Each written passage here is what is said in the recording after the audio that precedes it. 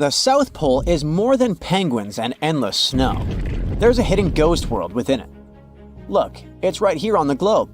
Don't confuse Antarctica with the Arctic, which is at the top of our maps. Much smaller in size, and, let's face it, way less mysterious.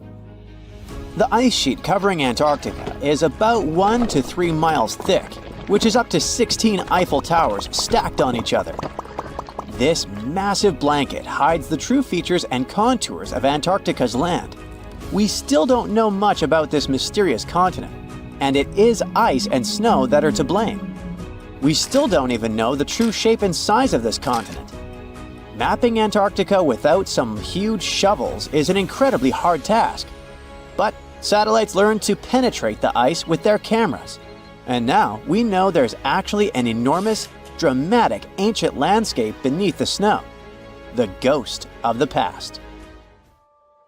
About 90 million years ago, Antarctica was a much warmer place. It was actually a lush rainforest with tons of plants and probably teeming with life. It even had rivers flowing through it. Then the ice came. This happened about 34 million years ago, during the transition from the Eocene to the Oligocene, when our planet cooled significantly. It was the beginning of one of our several ice ages. The land remained, but now was hidden under ice and snow that got thicker and thicker. To a regular eye, Antarctica turned into a white desert, vast, flat, and featureless. Time went on. This massive ice sheet moved around, smoothing and shifting the ground beneath it. Over the millions of years, it changed what the land looked like. Now, if we looked under the ice, it wouldn't hold any signs of the original South Pole, except for one place.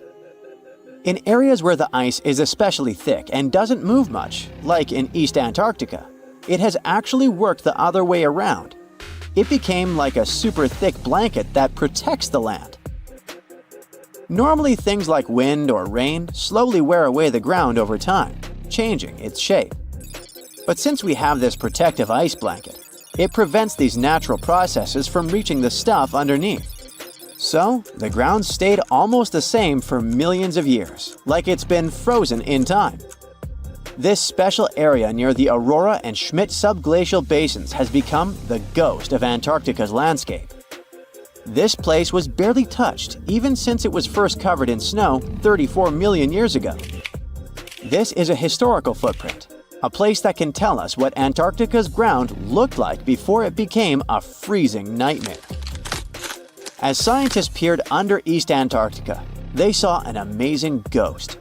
The traces of the rivers that were flowing there millions of years ago, various valleys, and some weird little islands, as well as 3 big chunks of land shaped like the letter U.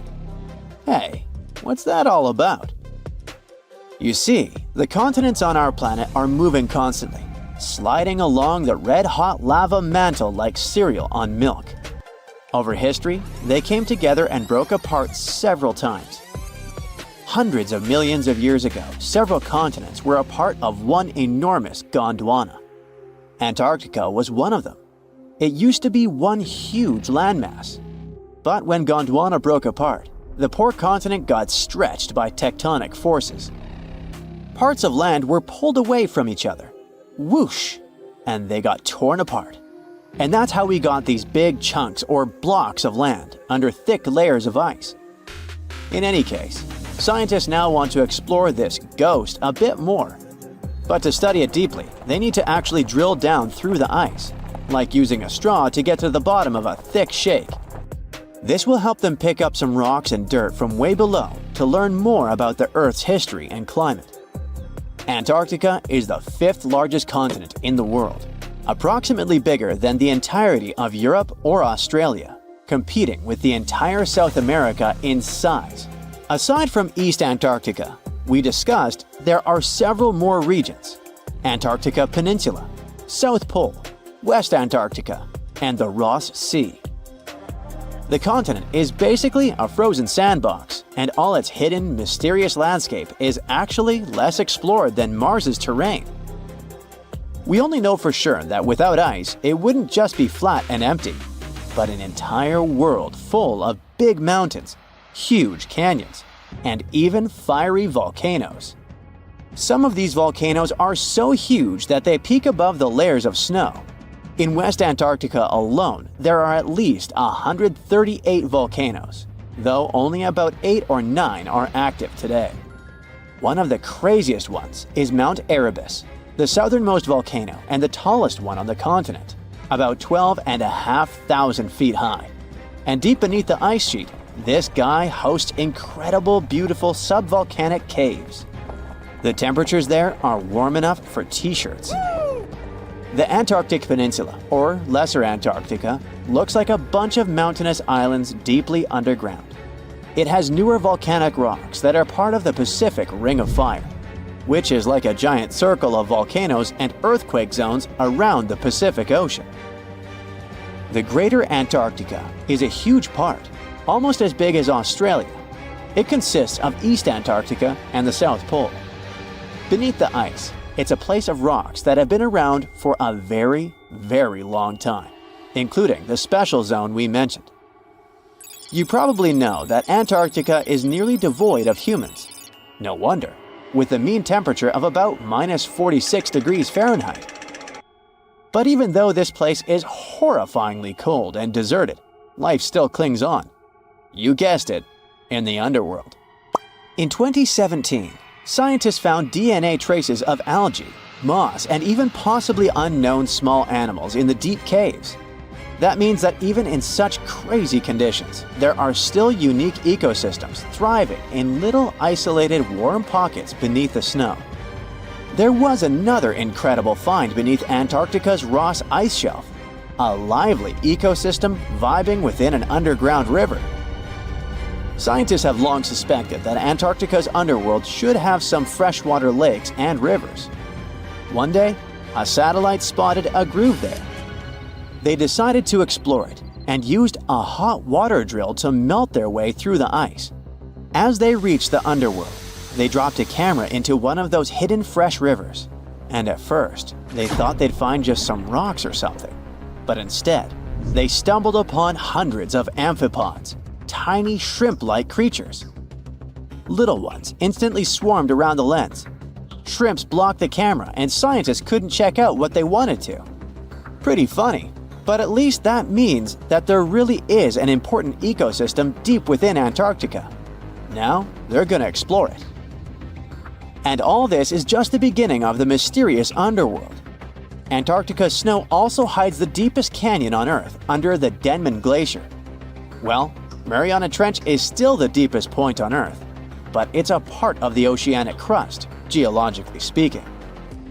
Also, in 1958, explorers found a huge mountain range under the ice, as big and tall as the famous Alps Mountains. The range stretched for about 745 miles with peaks as high as 1.7 miles.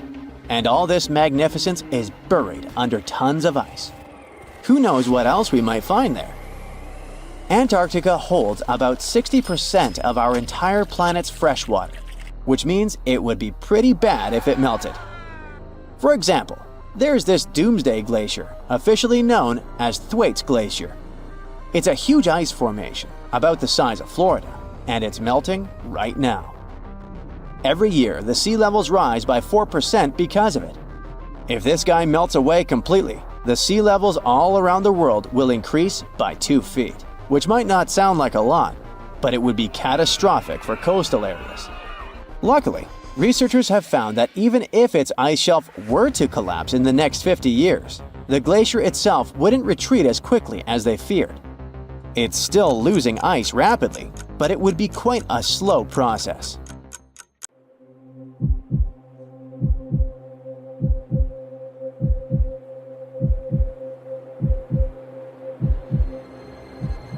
Leave it to people wandering on Google Earth to stumble upon the world's newest and weirdest places ever. Like this mysterious pyramid discovered in Antarctica. Soon enough, the internet blew up with all sorts of theories regarding this unusual shape. Could it be a sign from a different life form? Is this pyramid indeed natural, or is it man-made? For starters, it's not the first time we've discovered a pyramid in the Antarctic. The first one was observed by the British Antarctic expedition in the 1910s and kept secret for a long time. Its discovery being kept hidden only added to the mystery. A second such structure was discovered in 2016, which further increased the interest in the matter. The mystery was soon enough deciphered by scientists. These formations are just mountains. They're located near the Ellsworth Mountains, a range over 250 miles long, so they're just mountain peaks that have broken through the ice sheet. As for their particular shape, it's just a coincidence. Pyramids are found throughout nature. The Matterhorn in the Alps and Mount Ballenstinder in Iceland, for example, are quite similar in terms of shape. As for the official name of these peaks, they're called nunataks, or peaks of rock peeking through a glacier or an ice sheet. Antarctica has way more incredible features, like the fact that it's home of 60 to 90% of the world's fresh water. That's because its ice sheet is the biggest on our planet, stretching across 5.4 million square miles. I'll spare you the calculations, but that leaves only 1% of the continent ice-free. Antarctica's ice reaches 2.7 miles thick at its deepest point, meaning half the height of Mount Everest. Should it ever melt completely, our sea levels would rise to roughly 200 feet. It wasn't always this cold, though. At some point in our planet's history, Antarctica had some average temperatures as the city of Melbourne has today. It took a lot of research, but scientists figured out that Antarctica's temperatures could have reached up to 62.6 degrees Fahrenheit. Sure, that was 40 to 50 million years ago, but if you think about it, it was at the same time when dinosaurs roamed our Earth. Time is also different on this icy continent.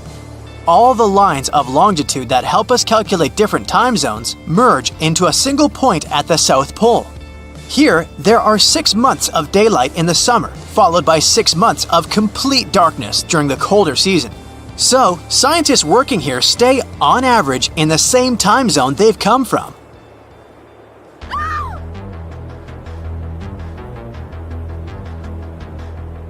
The Blood Falls aren't a chapter of a thriller movie. They are merely a series of waterfalls located in one of the driest regions of Antarctica.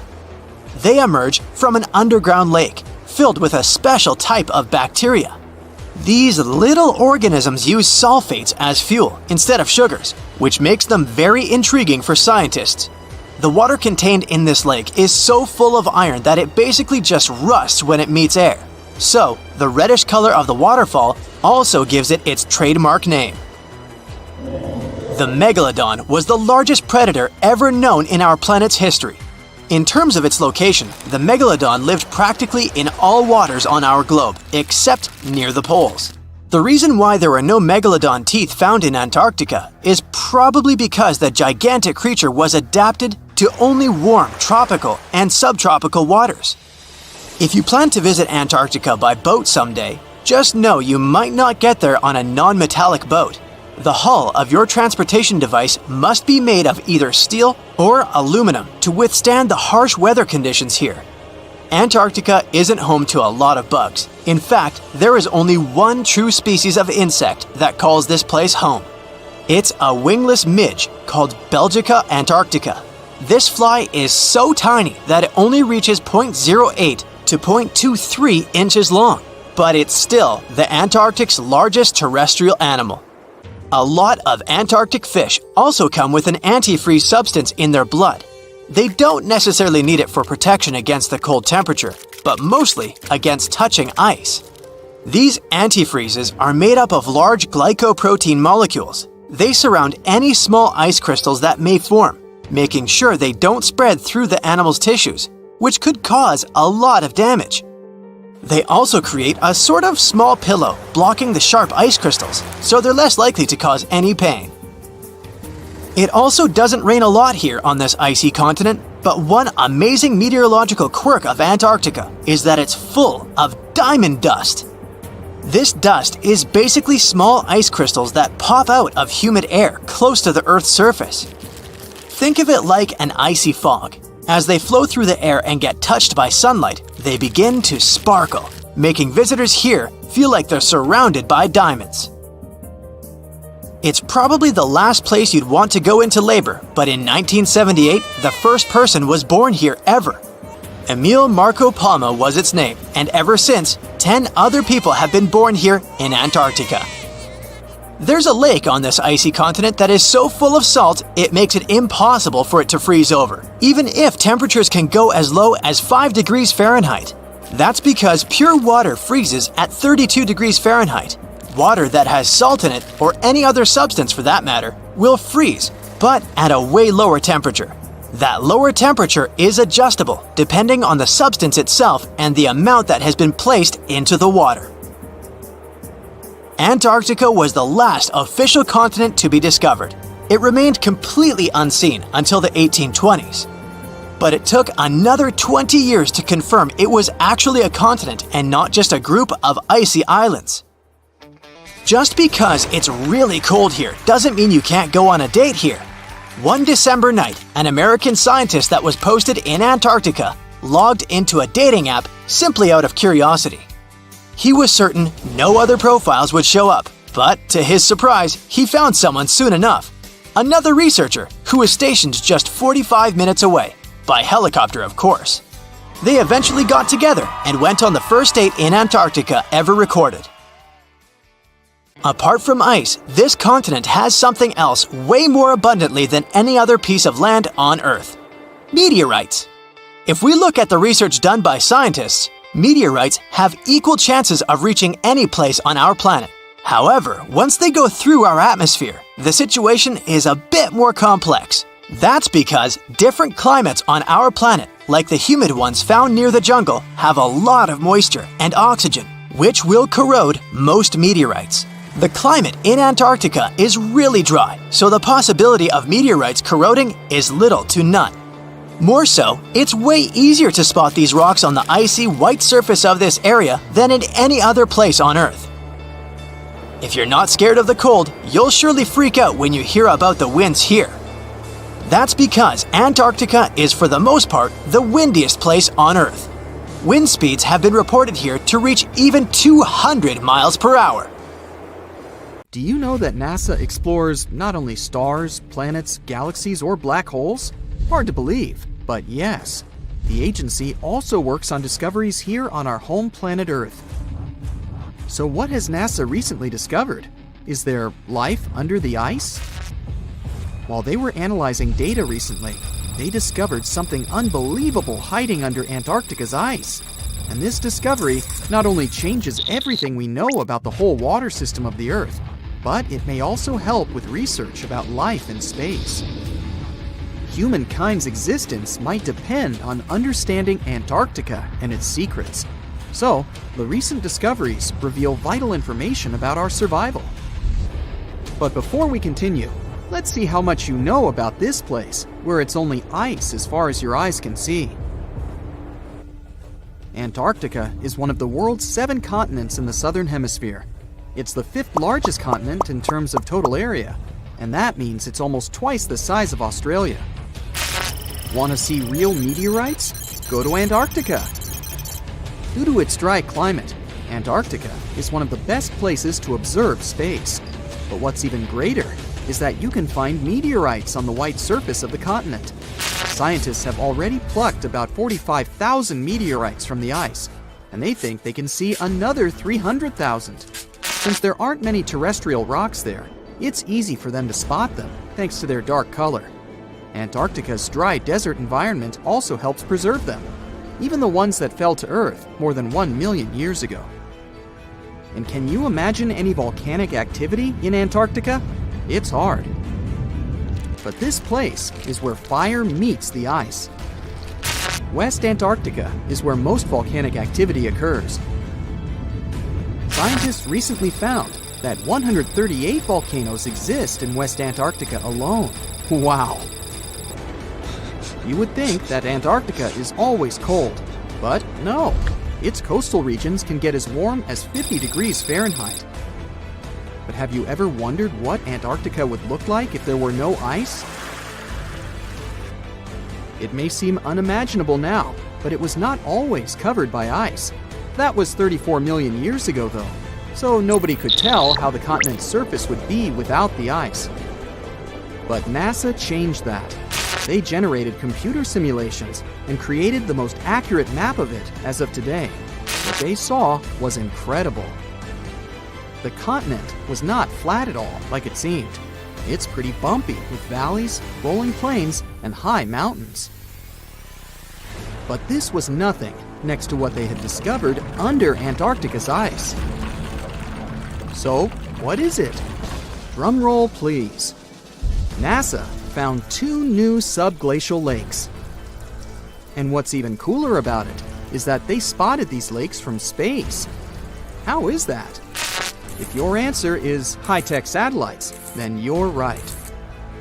In 2003, NASA launched a satellite called IceSat.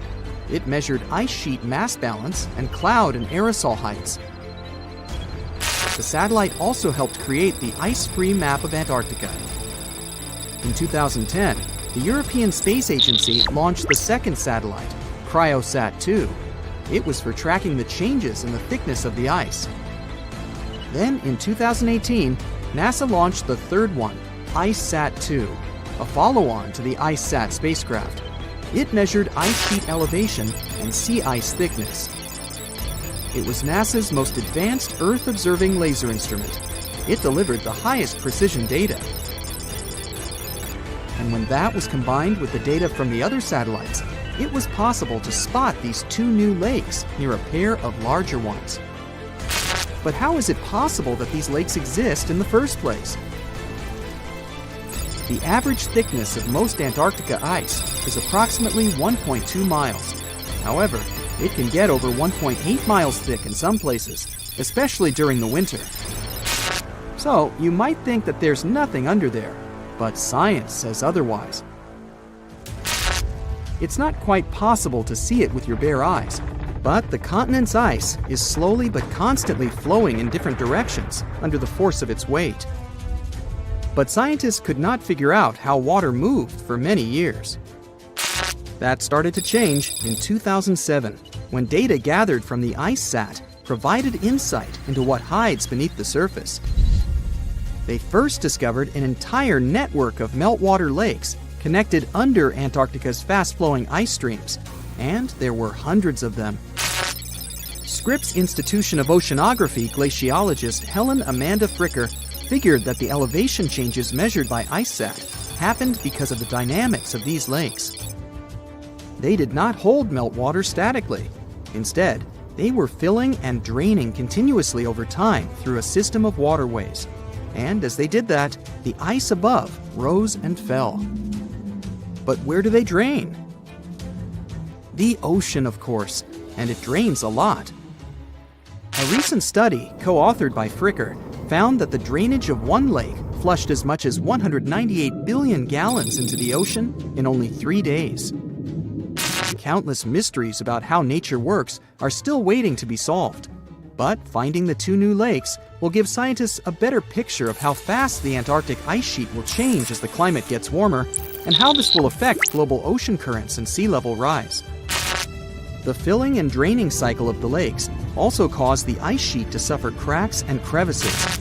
So, the information they find from these new lakes will also give them a better understanding of the damage on the surface of the ice. They will also be able to assess how this filling and draining system influences the speed at which ice slips into the oceans and seas. And that means they can evaluate how the added fresh water may alter marine ecosystems. This discovery may also suggest whether life is under the ice. Wow! Scientists drilled through about 3,504 feet of ice and found that water samples taken from one of the lakes contained approximately 10,000 bacterial cells per milliliter. Such a high number of bacterial life is a good sign, because that means the icy waters might also support higher life forms, such as microanimals, and one of these new lakes might even be their home. But the most exciting thing is that the new lakes might help them understand whether life on other planets is possible. Scientists believe any life below the frozen surface of the planet Mars might follow the patterns seen in Antarctica's lakes. So, there is a possibility that they might find critical new information on the type of life that may have existed on the red planet. You wouldn't want to be there during the winter, though. The lowest temperature on Earth you can experience is negative 128 degrees Fahrenheit. In 2010, there was an even lower temperature of negative 135 degrees Fahrenheit, and you may feel this cold much worse due to the strong and dry winds. Did you know that the size of the ice surface on Antarctica also changes throughout the year? It's about 1.2 million square miles during the summer, but when it's winter, it grows to 7.3 million square miles. Yet, despite the change, it remains the largest piece of ice on Earth. Sorry, Arctic, you lose. Do you know these cute little penguins? Consider these animals the locals because there is no native population in Antarctica. It's a no man's land because no single country owns it. But do you know who really owns it? 5 different species of penguins, seals, and killer whales. Ha ha. Despite the continent's harsh conditions, you can visit it as a tourist for fishing and research purposes. Around 5,000 people reside on the continent during summer at research stations. But when winter comes, the number naturally drops down to 1,000. Antarctica's ice blanket makes up 70% of the world's freshwater reserves. Imagine what would happen if it melted. The global sea levels would be raised by almost 200 feet. Discovering hidden places on our planet is extremely exciting. Today, I'm taking you on a trip that you aren't going to forget anytime soon. But suit up, this is about to get very cold. You hop on a plane and land on the ice-covered island of Greenland. An unbelievable view of the Aurora Borealis, aka the Northern Lights, is greeting you. You can't believe your eyes. Your guide tells you how rare this phenomenon is. Usually, people spend days trying to hunt it down. You feel lucky and take your time to appreciate these beautiful dancing greenish lights. You're glad you brought your camera along, aren't you? Between clicks, you learn that the Aurora Borealis is the result of some rather rough events. This spectacular light show occurs when energy particles from the sun slam into Earth's upper atmosphere. On day 2, you continue to explore the place by air. This may not come as a surprise, but Greenland is one of the world's largest islands. This time, on board a helicopter, you can see the infinite icy landscape. In case you're curious, you're now flying over 656,000 square miles of thick ice. Oh, what's that down there? It looks like a family of polar bears. You don't want to get too close, of course. The conditions in Greenland might be too tough for people to live there, but some animal species do very well in this land of ice. Those are reindeer, wolves, and Arctic foxes. On your way to Greenland, you probably made a pit stop in Copenhagen. Denmark is one of the few countries that have commercial flights to Greenland. You didn't know this before, but you find out that the island is actually part of the Kingdom of Denmark. On a map, it's right between the Arctic and Atlantic Oceans. You're lucky to have a local pilot that tells you about the secrets hidden in this scenery. Under this 2-mile thick white surface, there's an entirely different world. A world filled with canyons, meteor-carved craters, and millennia-old plant fossils. You are beyond excited to go visit one of these spots, but of course, you'll have to use your imagination, as all of it is hidden under ice. Believe it or not, nearly 80% of the island's surface is covered with it. The first stop on your tour is Greenland's Grand Canyon. You land not far from it, somewhere in the northern part of the island. You may know that canyons are deep, narrow valleys with steep sides. But I bet you didn't know that the word canyon actually comes from the Spanish word cañón, which means tube or pipe. Now, this Grand Canyon has some similarities with the one in the US. First of all, in size. It's at least 460 miles long and up to 2,600 feet deep in some places.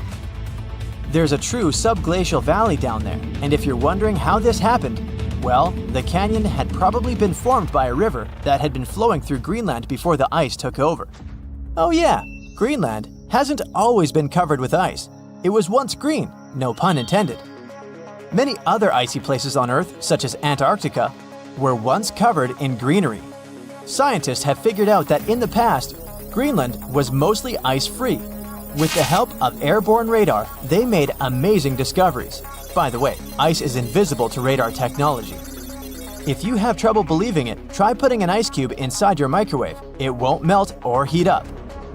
A recent discovery of fossilized plants allowed researchers to estimate that Greenland used to be much warmer than they could imagine. 2021 research conducted by the University of Vermont found fossils of twigs and leaves, which left researchers very confused. They expected to discover sand and rocks in the deepest layer of ice, but instead, they found some clear proof of rich flora. Judging by what you've seen of the landscape, it's hard to believe that forests were once growing here. Today, you'll find some tundra vegetation on the coastal part of the island, and that's pretty much it. But according to the genetic material found in these fossilized plants, researchers believe the island used to be much greener. It's very likely that there were insect-filled forests with butterflies and beetles flying around, and the average temperature on the island varied from 50 degrees Fahrenheit in the summer to 1 degrees Fahrenheit in the winter. NASA's Operation Icebridge has flown over Greenland more than 100 times. This has allowed researchers to create 3D maps of the island and figure out the age of each layer of ice in Greenland's ice sheet. Ice sheets can help answer many scientific questions as they form over the span of thousands of years. They're layers of snow on top of more snow. The snow gets compacted into ice, which in turn creates what we call an ice sheet. Remember those fossils we were talking about? They're believed to be from the Eemian period, which was 130,000 to 115,000 years ago. According to the groundbreaking 3D footage from NASA, we can see 3 distinct climate periods within the ice sheet. The uppermost layer is quite flat and uniform. If you decided to dig deeper, you'd find the layer formed during the last ice age. It's more complex and rugged. The ice there is darker than what you see on the surface. If you let your mind wander, you can picture what this part of the world looked like when mammoths were roaming around. If you kept digging, you'd eventually find leftover ice from the Eemian period I've told you about. Now, canyons aren't the only unusual thing found under ice. If you could sneak a peek under all those layers of snow, you'd see an impressive mountain range and also plunging fjords. In 2017, scientists created a map that showed what Greenland had looked like without all that ice. There was a bowl-like depression in the middle of the enormous island. This depression was most likely an ancient lake. Around it, there was a circle of coastal mountain ranges. This scenery probably resembled the landscapes of modern Patagonia. Big mountains with snowy tops surrounding crystalline lakes. This ancient lake in Greenland is a wonder on its own. Imagine a pit the size of Rhode Island and Delaware put together. The lake is believed to have covered over 2,700 square miles, and back in the day, it was fed by at least 18 different streams. These crystalline blue waters were surely very inviting, and freezing of course. But if you ended up going for a swim, I'd say be careful, as the water could get up to 800 feet deep in some places. On day 3 of your adventure, you discover a true under-ice water park. While you're wandering around the ice-covered island, your guide tells you to be mindful of the cracks in the surface. These cracks are responsible for the modern-day aqua lounge going on down there. Meltwater and rainwater flow down the cracks in the ice all the way down to the riverbeds. This forms a landscape of jewel-like lakes and streams filled with crystalline water. Researchers estimate that about 60 small under-ice lakes exist there. And yes, they're actual lakes. Perhaps one of the most impressive hidden features on this island is a meteor crater. Under the Hiawatha Glacier, you can find a 19-mile-wide impact crater, big enough to swallow the city of Washington. Apparently, a mile-wide iron asteroid struck Earth's atmosphere within the past 100,000 years and chose Greenland as its landing point. If anyone had been around to see it, they'd have witnessed a real show, a white glowing fireball cutting through the sky. Scientists speculate that if it had landed on an ice sheet, it certainly vaporized both water and stone. Someone standing hundreds of miles from the impact site would have heard a deafening thunderclap and experienced hurricane-force winds. But it actually makes sense. The approximate speed of meteors entering Earth's atmosphere is 45,000 miles per hour. For comparison, that is 2.5 times the speed of a spaceship. It's bound to make some noise and leave a huge crater in the ground. Antarctica. It was once a green land full of dinosaurs, but now it's a frozen continent bigger than that of the US that doesn't belong to anyone. It isn't hard to find. Wherever you go, just go south until you get to the big icy thing at the south pole of our planet. It lies within the Antarctic Circle, and it's the largest single mass of ice on Earth. The continent is bigger than the US and even bigger than all of Europe. And still, Antarctica was officially discovered recently. Scientists hadn't known of its existence until 1820. After the discovery, it took another 2 decades to confirm it was a whole new continent, and a few more decades after that to decide on a name. In Antarctica, anti means the opposite. So Antarctica literally means the opposite of the Arctic. Now, even before scientists discovered the land, ancient Greeks already theorized that there must be a southern continent to balance out the Arctic in the north. Also, some scientists who studied Polynesian artwork and oral history believe that Polynesians found the continent over a millennia before the Europeans did. Anyways, today we all know of this icy land at the South Pole. Because of its location, there are just 2 seasons there, summer and winter, and both last 6 months. In summer, it's a bit warmer, and the continent exists in pure daylight. And in winter, it's dark all day long. 98% of Antarctica is ice. This continent alone stores 60% of the planet's fresh water. And yet, despite all those water reserves, Antarctica is the biggest desert in the world.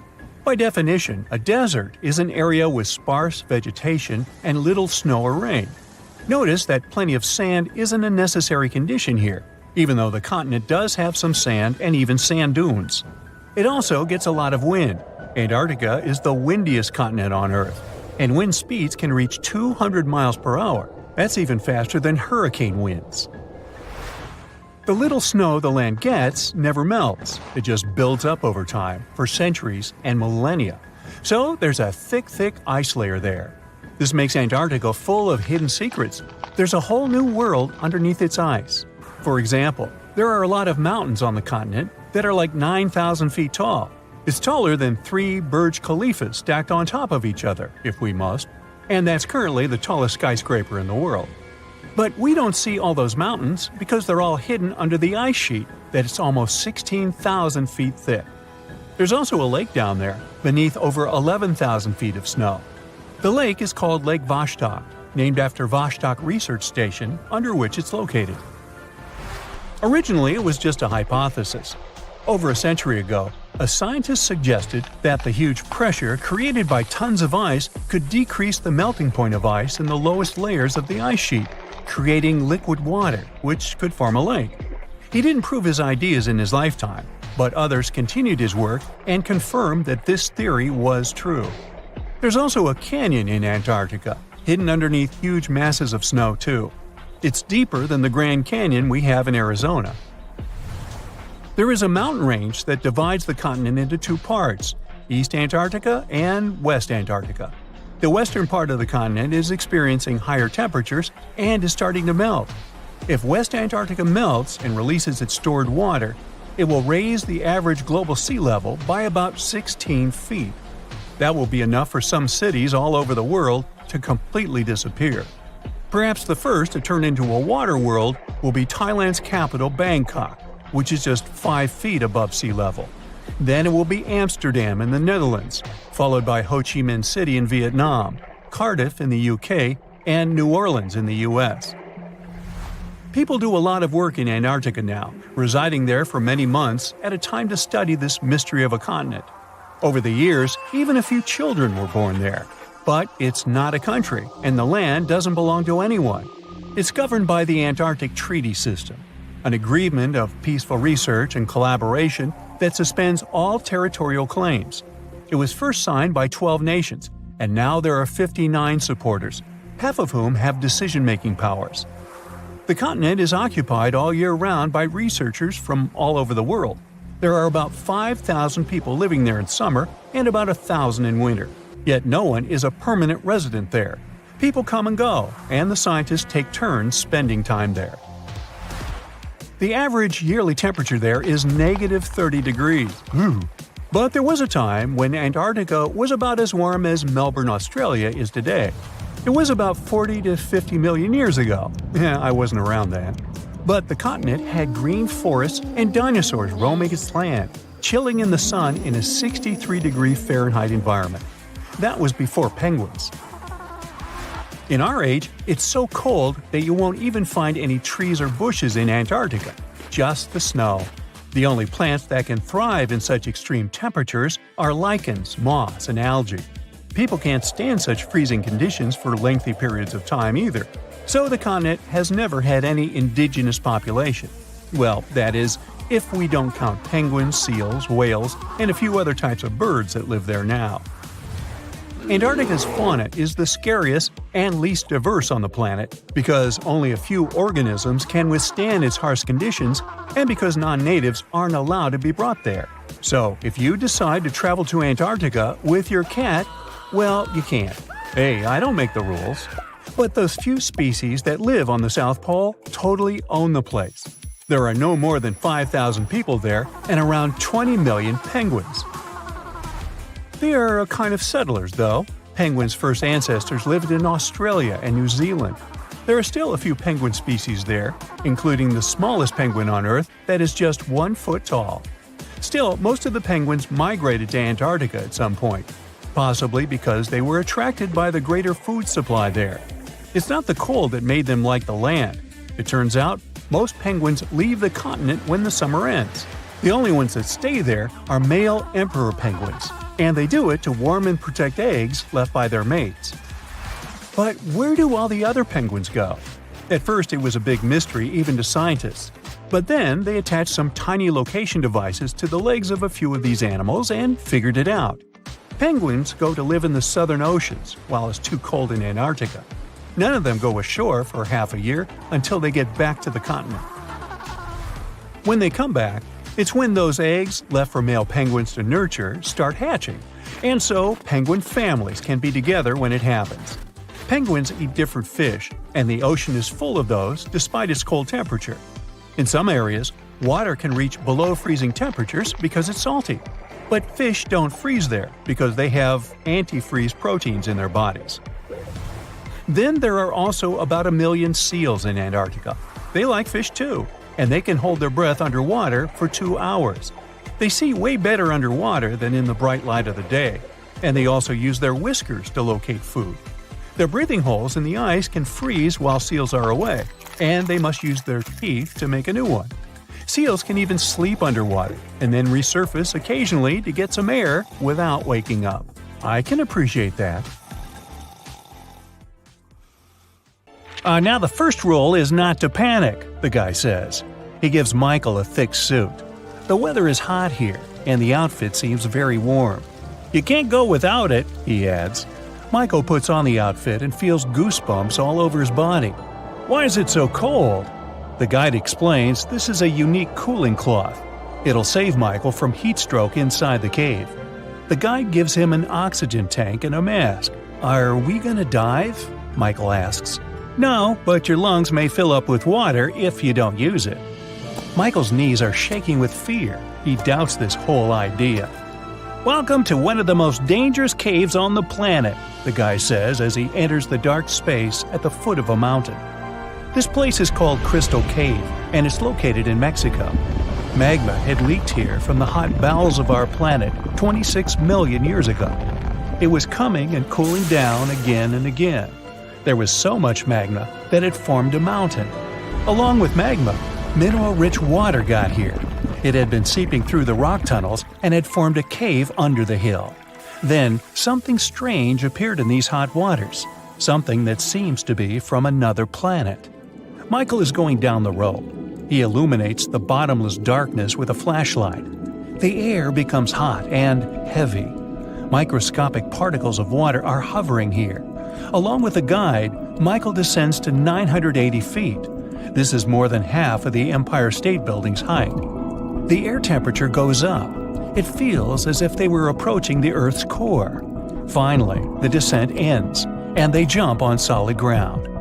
The guy puts on an oxygen mask and tells Michael to do the same.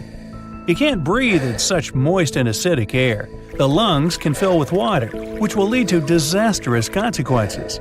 The air here feels to Michael as if he's walking through a very thick fog. The temperature rises up to 136 degrees Fahrenheit. It's higher than in the world's most hot deserts.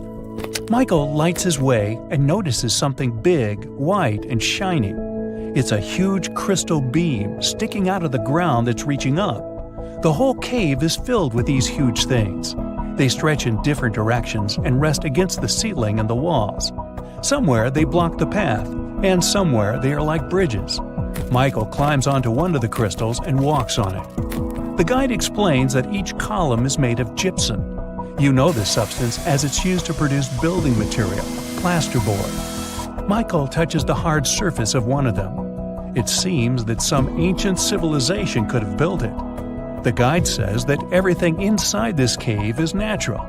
For the first time, this place was discovered by 2 miners in the year 2000. Since then, scientists have managed to find out that some crystals are 500,000 years old. You can also find one of the largest natural crystals in the world here. This beam is about 36 feet long and weighs 55 tons. This place is filled with water rich in calcium sulfate. This element is capable of forming minerals. A colorless variety of gypsum prevails here. The water and warm air help form the crystals. Humidity and temperature haven't changed for centuries, so these columns continue to grow even now. This place is fascinating. Michael wants to stay here longer to explore the cave, but unfortunately, it's dangerous. They may get lost or slip on the gypsum rocks. Plus, they're running out of oxygen, so they have to climb back up. They come out of the cave and meet the police. It turns out that it's prohibited for tourists to enter the cave. Even scientists must get special permission to go here. And it's for a good reason, since the cave is one of the most dangerous places on Earth. Michael and the guy pay a fine and leave Mexico. The next stop is Italy. "It's a good thing you've taken a good camera with you," the guide says. "This is one of the most fascinating caves in the world. You need the best equipment to capture this beauty." Michael and the guide are on a small boat. They sail along the coast of the island of Capri, Italy. Luckily, there won't be any danger this time. They are approaching a small rift inside the mountain. This is the entrance to the Blue Grotto. The hole is so tiny that only one boat can pass through it. Michael and the guide get into another dimension. The cave is filled with water. The walls are shining with blue light coming from the lake's depths. Michael takes pictures of the cave and notices that the entrance they got through glows with a bright white light. It's the sun's rays illuminating the cave as they enter it. There's another hole under the water. The sunlight penetrates through it, filling the lake with a blue glow. But it's time to move on. The next cave is in New Zealand. They arrive to the North Island. There's a place deep underground with winding, intricate caves.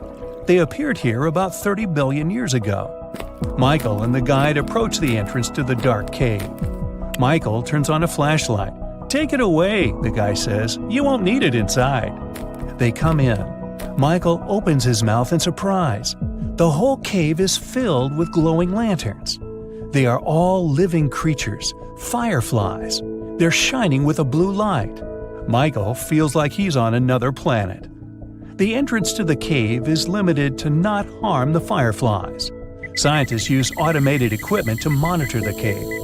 They watch the temperature and the level of carbon dioxide necessary to maintain the life of glowing beetles. If many people get here, the level of carbon dioxide will increase. The time for a visit is also limited, so they ask Michael and the guide to leave the place. "Now, we're going to see something creepy," the guide says. "Are you ready?" And the next stop is California. The place is called Moaning Caverns. The cave seems quite ordinary from the outside, but the guide looks a little nervous and scared. They attach the rope to the belt and begin the long descent. The bottom is 165 feet deep. It's the height of a 15-story building. It seems not so big compared to the Crystal Cave. As Michael is going lower, it's getting cold and dark. At this point, all sounds from above disappear. They slowly sink into an ominous silence. "What is it?"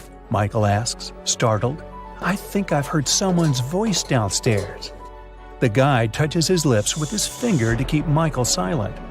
A long, prolonged human moan is coming from the dark cave depths. In the first seconds, Michael freezes. Then he quickly climbs up along the rope. The guide laughs at him.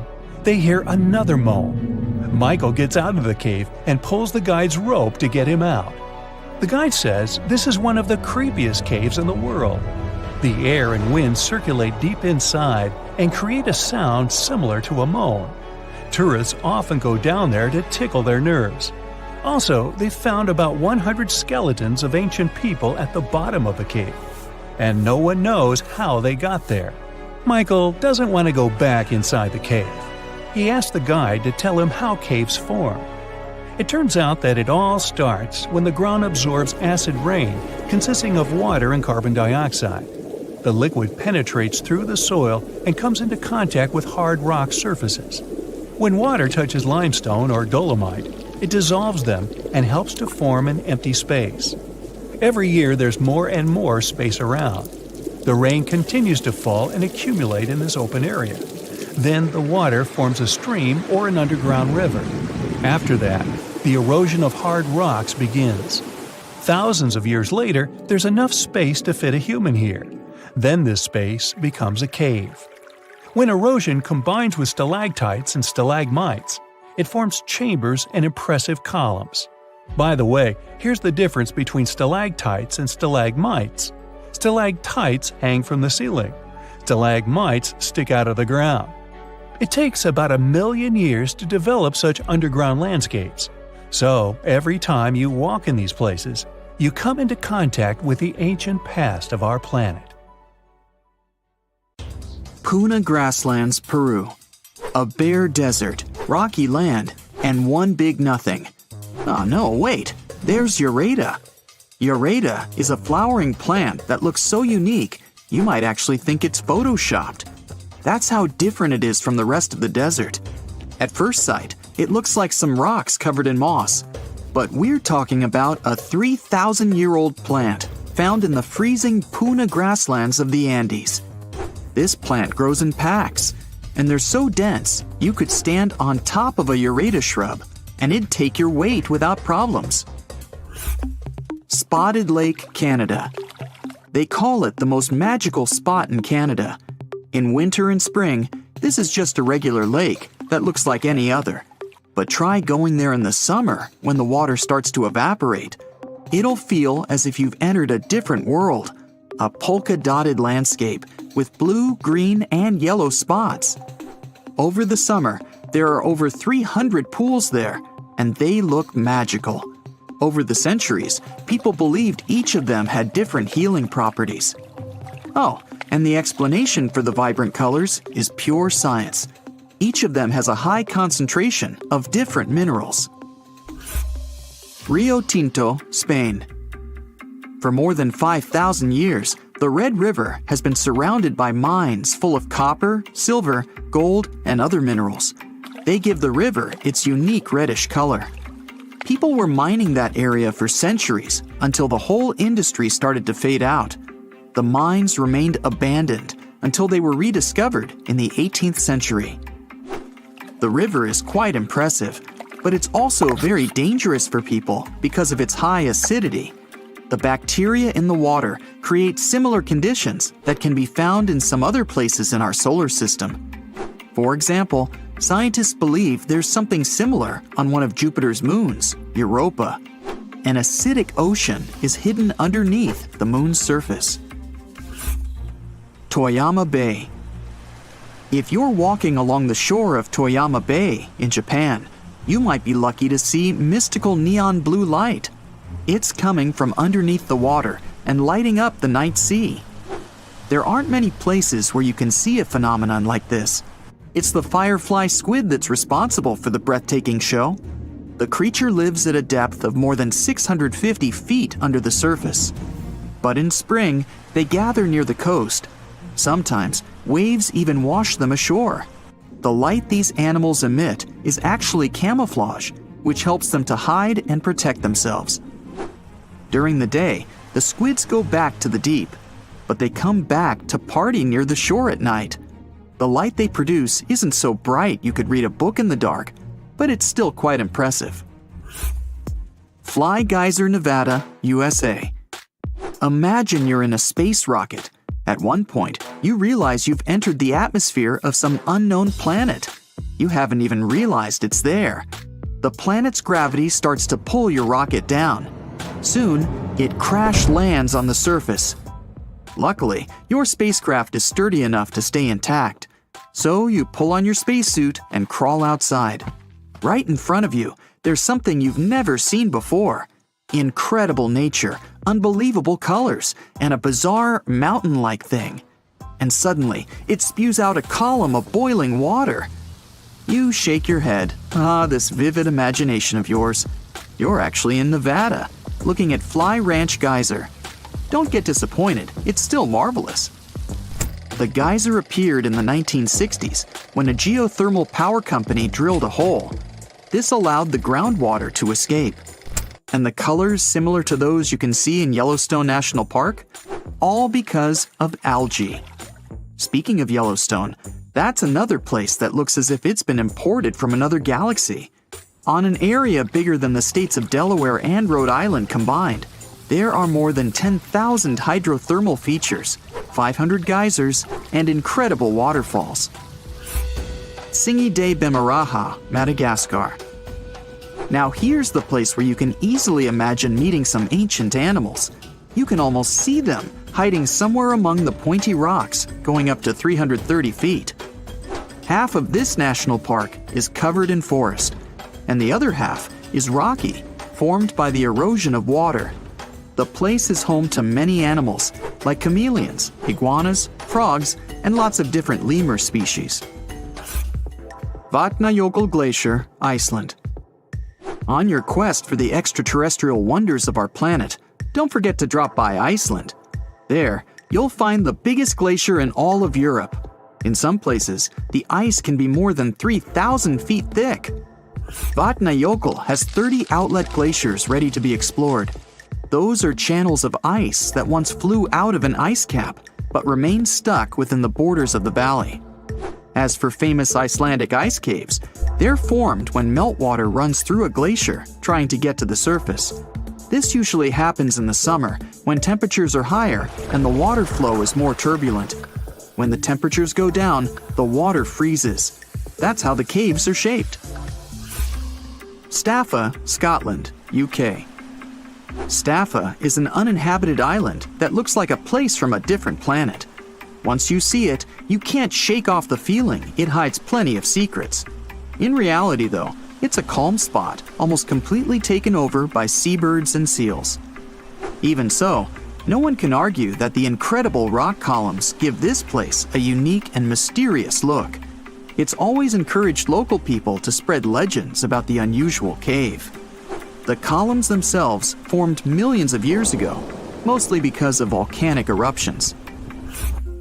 Glowworm Caves in New Zealand. Imagine finding an entrance to a magical cave. You row your boat, eager to sneak a peek inside, and get rewarded with one of the most beautiful views ever. You see a closed cave that looks as if it's under a magnificent starry sky. You don't need to travel all the way around the Milky Way to find something like that. Glowworm Caves in New Zealand are there for you. The caves started forming millions of years ago, and now they have an impressive collection of stalagmites and stalactites. But what makes them really special is glowworms. The caves are home to thousands and thousands of luminescent larvae. Worms need to attract insects and potential partners. To do that, they use their tails that glow in the dark. There are lots of caves like this in the area, and people have been exploring them for over 100 years. Wulingyang Scenic Area, Zhangjiajie, China. This amazing place has breathtaking sceneries and more than 3,000 sandstone pillars. They look as if nature decided to make its own version of skyscrapers. Some of them are half as tall as the Empire State Building. Usually, you can't even figure out where the pillars start. All you see when you try to make out what's there at the bottom is endless mist. Two natural stone bridges seem to be floating among the pillars, lost in the clouds. The Eye of the Sahara. That's a mystery that's remained hidden for millennia. This geologic formation is difficult to spot when you're standing on the ground. That's why it wasn't discovered until people started to explore space. For some time, scientists thought it was an impact crater created by some space object hitting Earth's surface. But after doing the research, they found out the origin of the Eye was entirely Earth-based. These days, geologists believe the Eye's formation started over 100 million years ago, when plate tectonics were pulling apart the supercontinent Pangaea. Molten rock, which was rising toward the surface, created a massive dome made up of different layers. Later on, volcanic activity and erosion finished the Eye's look. Baikal Lake, Russia. The deepest, the oldest, and one of the biggest freshwater lakes in the world is bound to have some secrets of its own. The lake is frozen from early January to May. In the summer, the water is so clear you can see up to 130 feet down. That's because melted ice from the Siberian mountains is incredibly pure. There are also no mineral salts in Baikal. Salar de Uyuni, Bolivia. It's one of the most extreme places in South America. The world's biggest salt flat stretches for over 4,000 square miles. It appeared when prehistoric lakes evaporated thousands of years ago. A thick, salty crust extends beyond the horizon. At one point, you're not even sure where the land ends and the sky begins. The Atacama Desert, Chile. The world's driest desert is all about rocky landscapes, salt lakes, dunes, and extreme temperatures. In some parts of the desert, there's been no rain for almost 500 years. With no water or nutrients from the ground, there are no plants. That's one of the reasons why you might feel as if you're on another planet, like Mars. But wait for the night to fall. An infinite sky full of stars looks like a window to the universe and its mysteries. Are you a pro swimmer? Brave enough to take a dip in any ocean or sea? Bad news. There are some places you should avoid no matter how well you swim or dive. Some of these places have dangerous underwater rocks, strong currents and tides. Others are famous for legends about monsters and mysterious creatures. So let's dive into this aquatic horror show. Have you ever heard the word the strid? It's a variation of the word the stride that is used in Yorkshire. And it refers to a narrow section of the river wharf that's so small you could jump over it. But don't be fooled by its size, it's one of the most dangerous spots around. Even taking a step into the water can have dire consequences. The river wharf has a forceful current, and since the strid is so narrow, it's even stronger in that area. The intense water flow has eroded the limestone around the strid, which created hollow spaces much deeper than the rest of the riverbed. Here's the secret. The current has also weakened the banks of the strid from below. So, the ground you're standing on, admiring the rapid flow, is probably just a fragile ledge hanging over treacherous waters. There's no record of anyone who found themselves in the water of the strid and found their way out of it. And the worst part? You wouldn't even guess that this innocent-looking stream could be such a danger. So, my advice to you, my friend, is to stick to a safer body of water for your aquatic adventures. If you're looking for a weekend getaway in California, Horseshoe Lake is the spot for you. It's got everything. Sandy beaches, hiking trails, and picnic areas, but wait, there's more to it than meets the eye. This lake has a dark side, namely around 100 acres of dead trees that surround it. And it's not just the trees that have been claimed by this lake. The earthquakes that hit in 1989 and 1990 unleashed carbon dioxide from under the hot magma. The gas seeped out into the air, damaging all the life around the lake. Even now, Horseshoe Lake is just as dangerous as it was 30 years ago. What makes it so scary is that the levels of this toxic gas change randomly. Warning signs that are posted everywhere certainly could give a horror film touch to a fun hike in the woods. In Kauai, Hawaii, there's a group of stunning waterfalls that used to be a popular destination for tourists. Kipu Falls, as they're called, were once the go-to spot for swimming and diving. To get to them, You had to take a long walk along a dirt path until you finally arrived at a breathtaking view of a 20-foot waterfall pouring into a crystal-clear pool below. But since 2011, this area has been off-limits to the public. Why, you ask? Well, there have been a lot of accidents at Kipu Falls. Obviously, jumping off the top of the waterfall would be an obvious reason for that, but in addition, there were much more mysterious cases. Witnesses tell tales of swimmers peacefully enjoying the pool at the bottom of the falls, only to be suddenly dragged under the surface. No definite explanation was found to these accidents. The locals believe that the water spirit Mo'o is to blame because it doesn't appreciate being disturbed by loud tourists. There's also a theory of a powerful whirlpool at the bottom of the pool. In any case, guide publishers do not mention Kipu Falls anymore, and trespassing is severely punished.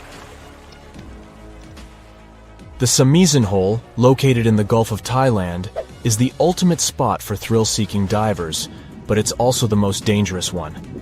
With a drop of 280 feet, it's the deepest diving site in the region. But its depth is not the only reason it is considered a place to avoid. The area is a major shipping zone for giant oil tankers. The strong currents around the hole make diving even more treacherous.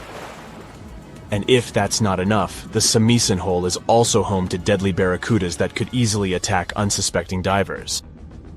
The water is so murky that visibility is nearly zero, making it challenging to spot these aggressive sea creatures.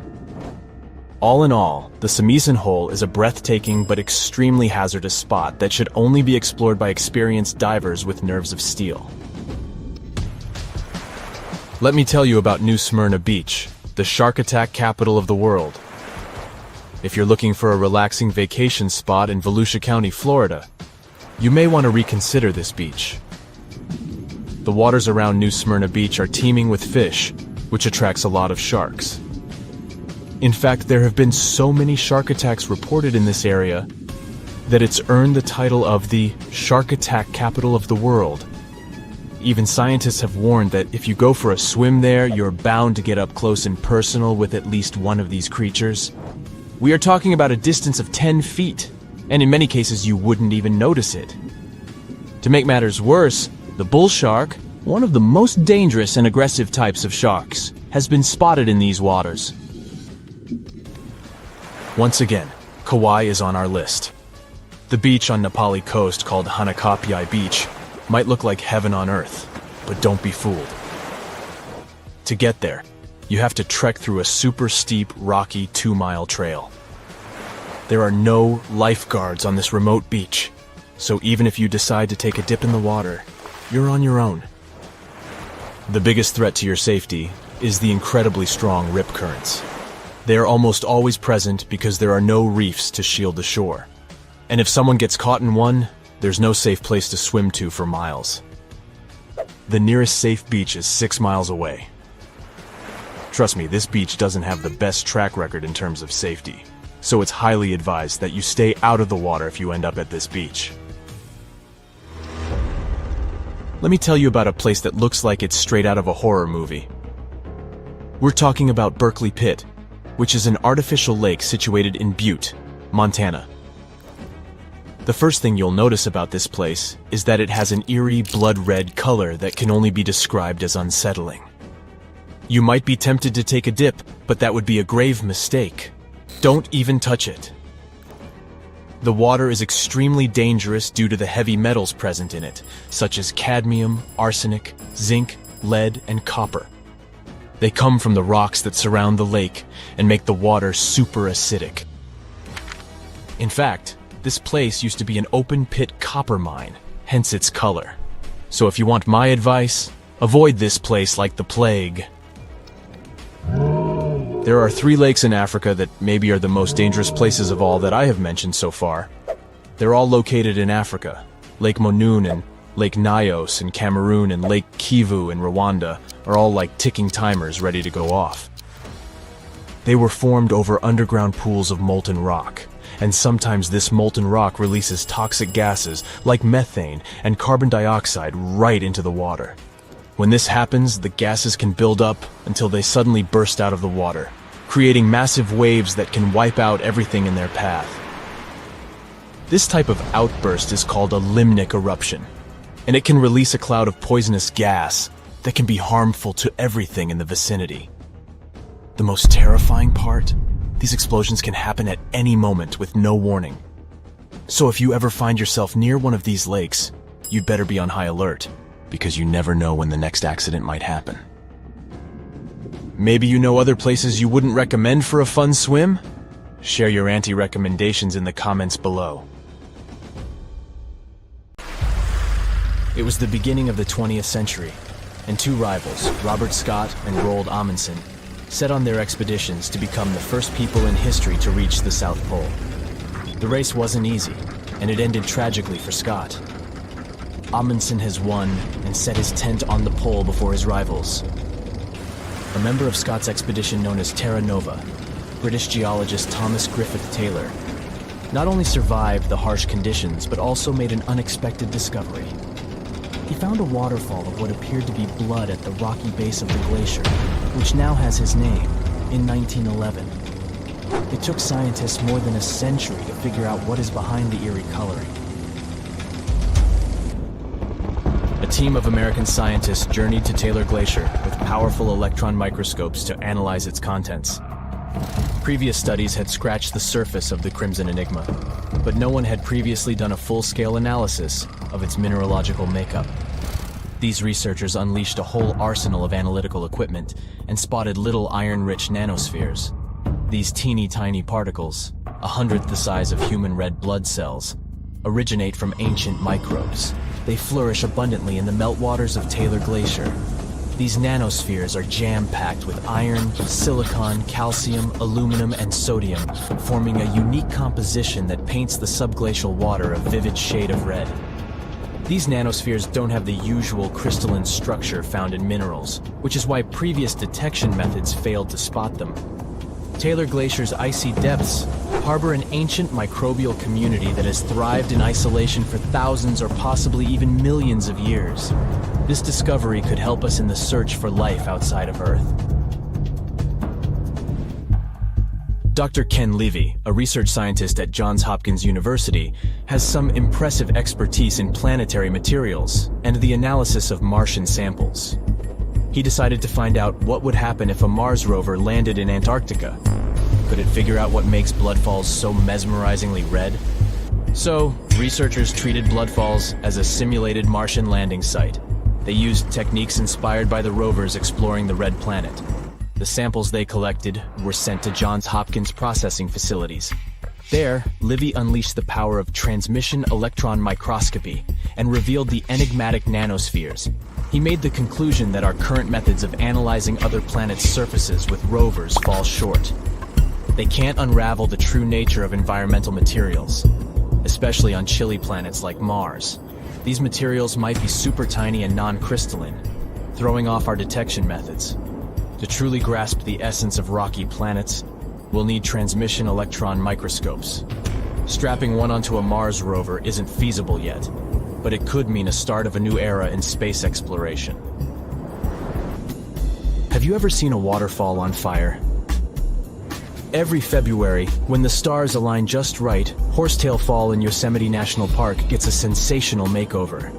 As the sun sets, its rays hit the waterfall at the perfect angle, transforming it into a blazing display of vibrant orange and red hues. We don't know exactly who and when discovered this natural miracle. The original valley dwellers may have known about it, but they kept it to themselves. It wasn't until 1973 that photographer Galen Rowell captured the first known photo of the waterfall, bringing it into the limelight. Since then, the firefall has become a global sensation, spreading like wildfire on social media and drawing crowds from far and wide. This magnificent cascade draws hundreds of spectators every year, but they can only see the show under certain conditions. First things first, Horsetail Fall needs a flowing stream. If there's not enough snowpack in February, the waterfall won't have enough water to create the magic. The temperatures must be warm enough to melt the snowpack during the day. If it's too chilly, the snow will stay frozen, and the fiery spectacle won't ignite. Second, we need a clear western sky at sunset. Those sunbeams need a straight path to hit Horsetail Fall and make it come alive. And since the weather in Yosemite is ever-changing, clouds can magically clear up just in time for the show. If all the conditions are just right, you'll witness the Yosemite firefall in all its glory for about 10 minutes. The mystery of the sailing stones in California's Death Valley National Park has puzzled scientists for years. Heavy stones seem to have a mind of their own and move across Racetrack Playa, a dried-up lakebed. They leave behind a trail on the cracked mud. There were all kinds of theories to explain this phenomenon, from magnetic fields or dust devils, which are strong whirlwinds, to mischievous pranksters. No one has actually witnessed these rocks in action, which only added to the mystery. In 2006, a NASA scientist named Ralph Lorenz entered the scene.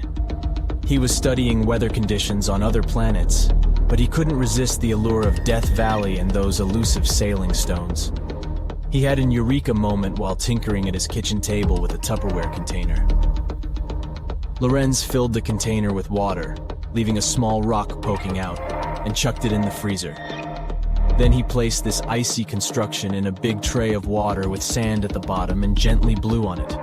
The rock began to glide across the water, leaving a trail in the sand. Lorenz had been studying how ice can make big rocks float and move along tidal beaches in the Arctic Sea. Applying this knowledge, he and his research team figured out that, under certain winter conditions in Death Valley, enough water and ice could form to make the rocks float across Racetrack Playa in a light breeze. And as they glided, they left their mark in the muddy terrain. The River of Five Colors, Cano Cristales in Colombia, has the unofficial title of the most beautiful river in the world. For most of the year, it looks like any other regular river. The real magic happens between the wet and dry seasons, when the water level is just perfect. This unique river floor is lined with a special plant, and when the conditions are right, it bursts into a dazzling display of colors. Think vibrant reds, stunning yellows, and lush greens, all mingling with the blue water. It's like stepping into a living rainbow with 1,000 shades in between. This phenomenal display only lasts for a few weeks, from September through November. During Colombia's wet season, the river flows too fast and deep, covering up the river floor and denying the plant the sunlight it needs to turn red. And in the dry season, there's simply not enough water to support the vibrant life in the river. So you have to catch it at just the right time.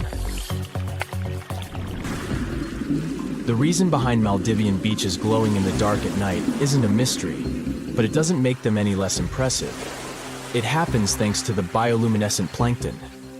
These tiny creatures are like little underwater disco balls, emitting a cool blue glow when they are agitated or on the move. Imagine walking along the shoreline and leaving behind glowing footprints. You can even take a night swim amongst these magical plankton.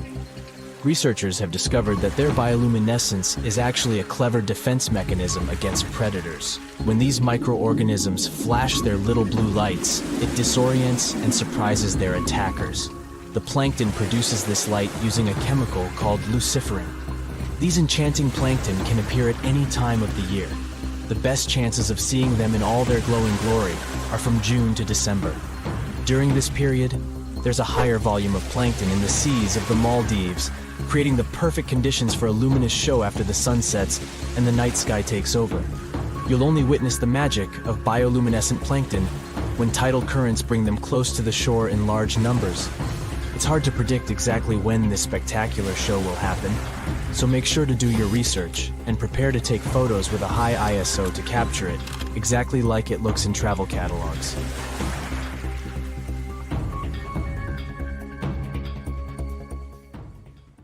Strange things occur in the cold waters of Antarctica.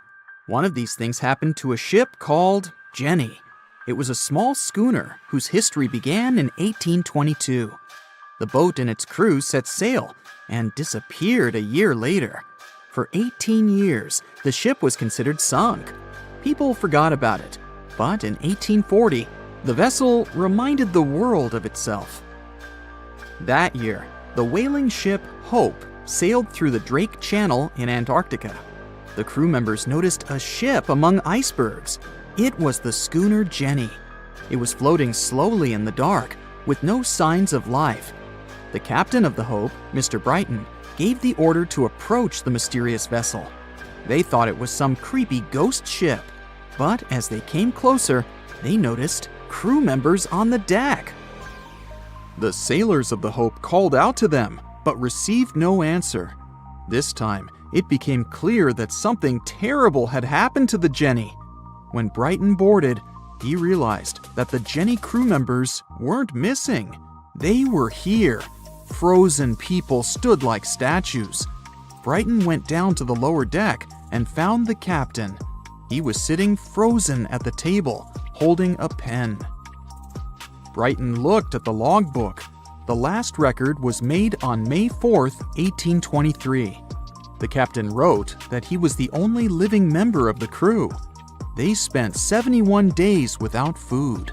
It seemed that the ship got lost in the sea because its captain went off course or sailed into an iceberg, but no one knew for sure. After that, nobody ever saw the Jenny again. According to rumors, the crew of the Hope abandoned the frozen ship and left it to drift in the cold waters. According to other rumors, this whole story is fiction. The story of the Jenny was described in a German magazine in the middle of the 19th century. Still, there was no further evidence of the ship's existence. Already in our time, Cambridge University decided to explore the case of the Jenny. The researchers discovered that one of the crew members of the Hope, who didn't disclose his name, told someone the legend of the frozen ship. Someone shared the story with another guy, and it was published in a German magazine called Globus. And that's all. There was no other evidence. One of the most famous ghost ships was the Mary Celeste, and there's no doubt about its existence. The history of this vessel was documented in court. People wrote about it in newspapers, but the most exciting thing is that the ship continued to be used even after 10 people disappeared from its deck. The history of the Mary Celeste began in Canada in 1861. When it was first built, the ship was called the Amazon. It changed captains several times, and it also hit some rocks. The boat was sold, bought, then sold again, repaired, and sailed under the name Mary Celeste. In 1872, it had a new captain, Benjamin Briggs. He was a decent, brave man with a lot of experience in navigation. He had a beloved wife, a daughter, and a son. When he went on his last voyage, he took his wife and daughter with him, and his son stayed in America. In November of 1872, the Mary Celeste sailed from the port in New York with 10 people on board and disappeared. 8 days later, another ship, the Dei Gratia, also left New York and followed the same route. Dei Gratia's captain, David Morehouse, noticed the Mary Celeste and immediately realized something was wrong. The ship was moving too freely, as if no one was controlling it. The captain tried to contact the crew members, but no one answered him. Then, together with other sailors, he climbed aboard the Mary Celeste. The ship was in good condition. There was no damage. The hold was slightly filled with water, but it could be easily pumped out. Everything seemed fine, but one lifeboat was missing. The crew members' valuables were in their cabins. The cargo was in the hold. The supplies of water and food were untouched. Judging by the records in the logbook, the ship was caught in a storm, but it was not too strong. Other ships also sailed through this storm, but nothing bad happened to them. The last record was dated November 25th, and it claimed that everything was fine.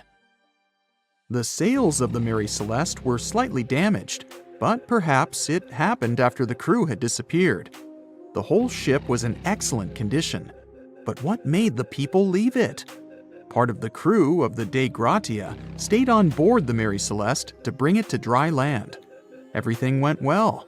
They delivered the ship to the closest port. Next, the captain of the Dei Gratia appeared before the court and told about what had happened.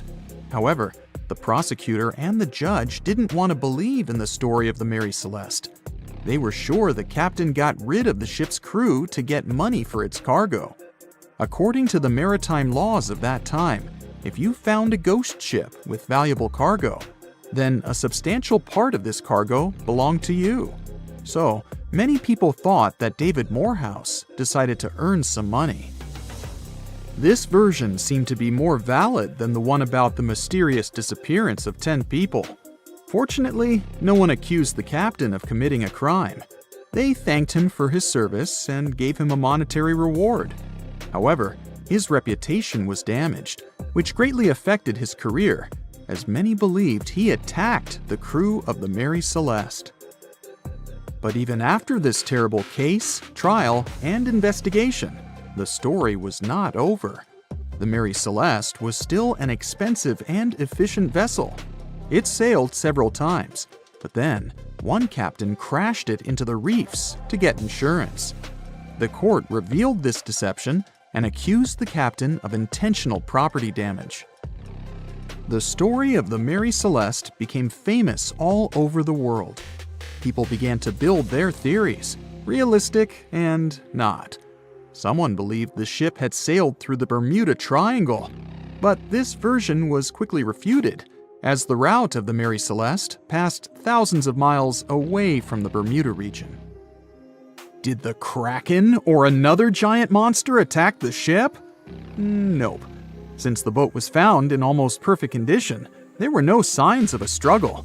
One of the most popular versions was that the crew of the Mary Celeste stole some valuable cargo and sailed to Spain on the rescue boat. However, those who knew Captain Benjamin Briggs said he was a good, honest man. Besides, he had a son in New York, and Briggs would never leave him. A more thorough investigation revealed that a series of accidental circumstances could have caused the disappearance of the ship's crew. Before its last voyage, the vessel delivered coal. Perhaps the pump intended for pumping water got clogged with coal after that. And when the ship got into a storm, the hold filled with water and the pump broke. The captain couldn't understand the amount of water because numerous barrels in the cargo hold blocked the view. Benjamin Briggs assumed it was dangerous to stay on the ship during a storm, so he evacuated with the passengers on a lifeboat.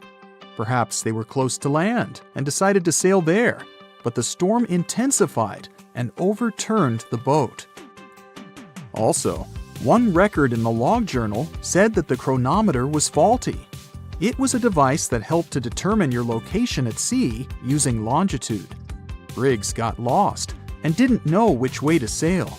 The storm was strong, and he couldn't determine whether the ship would sink. Perhaps Briggs decided to leave the ship in a rescue boat when he saw the coast of the Azores. The uniqueness of this ghost ship case is that, unlike many others, you can investigate it yourself.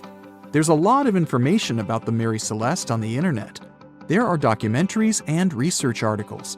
Perhaps you'll be able to notice something that others haven't seen and solve the mystery of the disappearance of 10 people. "Oh, that's really weird," Susie says, looking at a tree with a yellow bandage tied to it. She's been walking around a strange forest in southern Japan for an hour, and it seems she's got lost. She hung the bandage on the tree 30 minutes ago and started to walk right away from it. She didn't turn anywhere.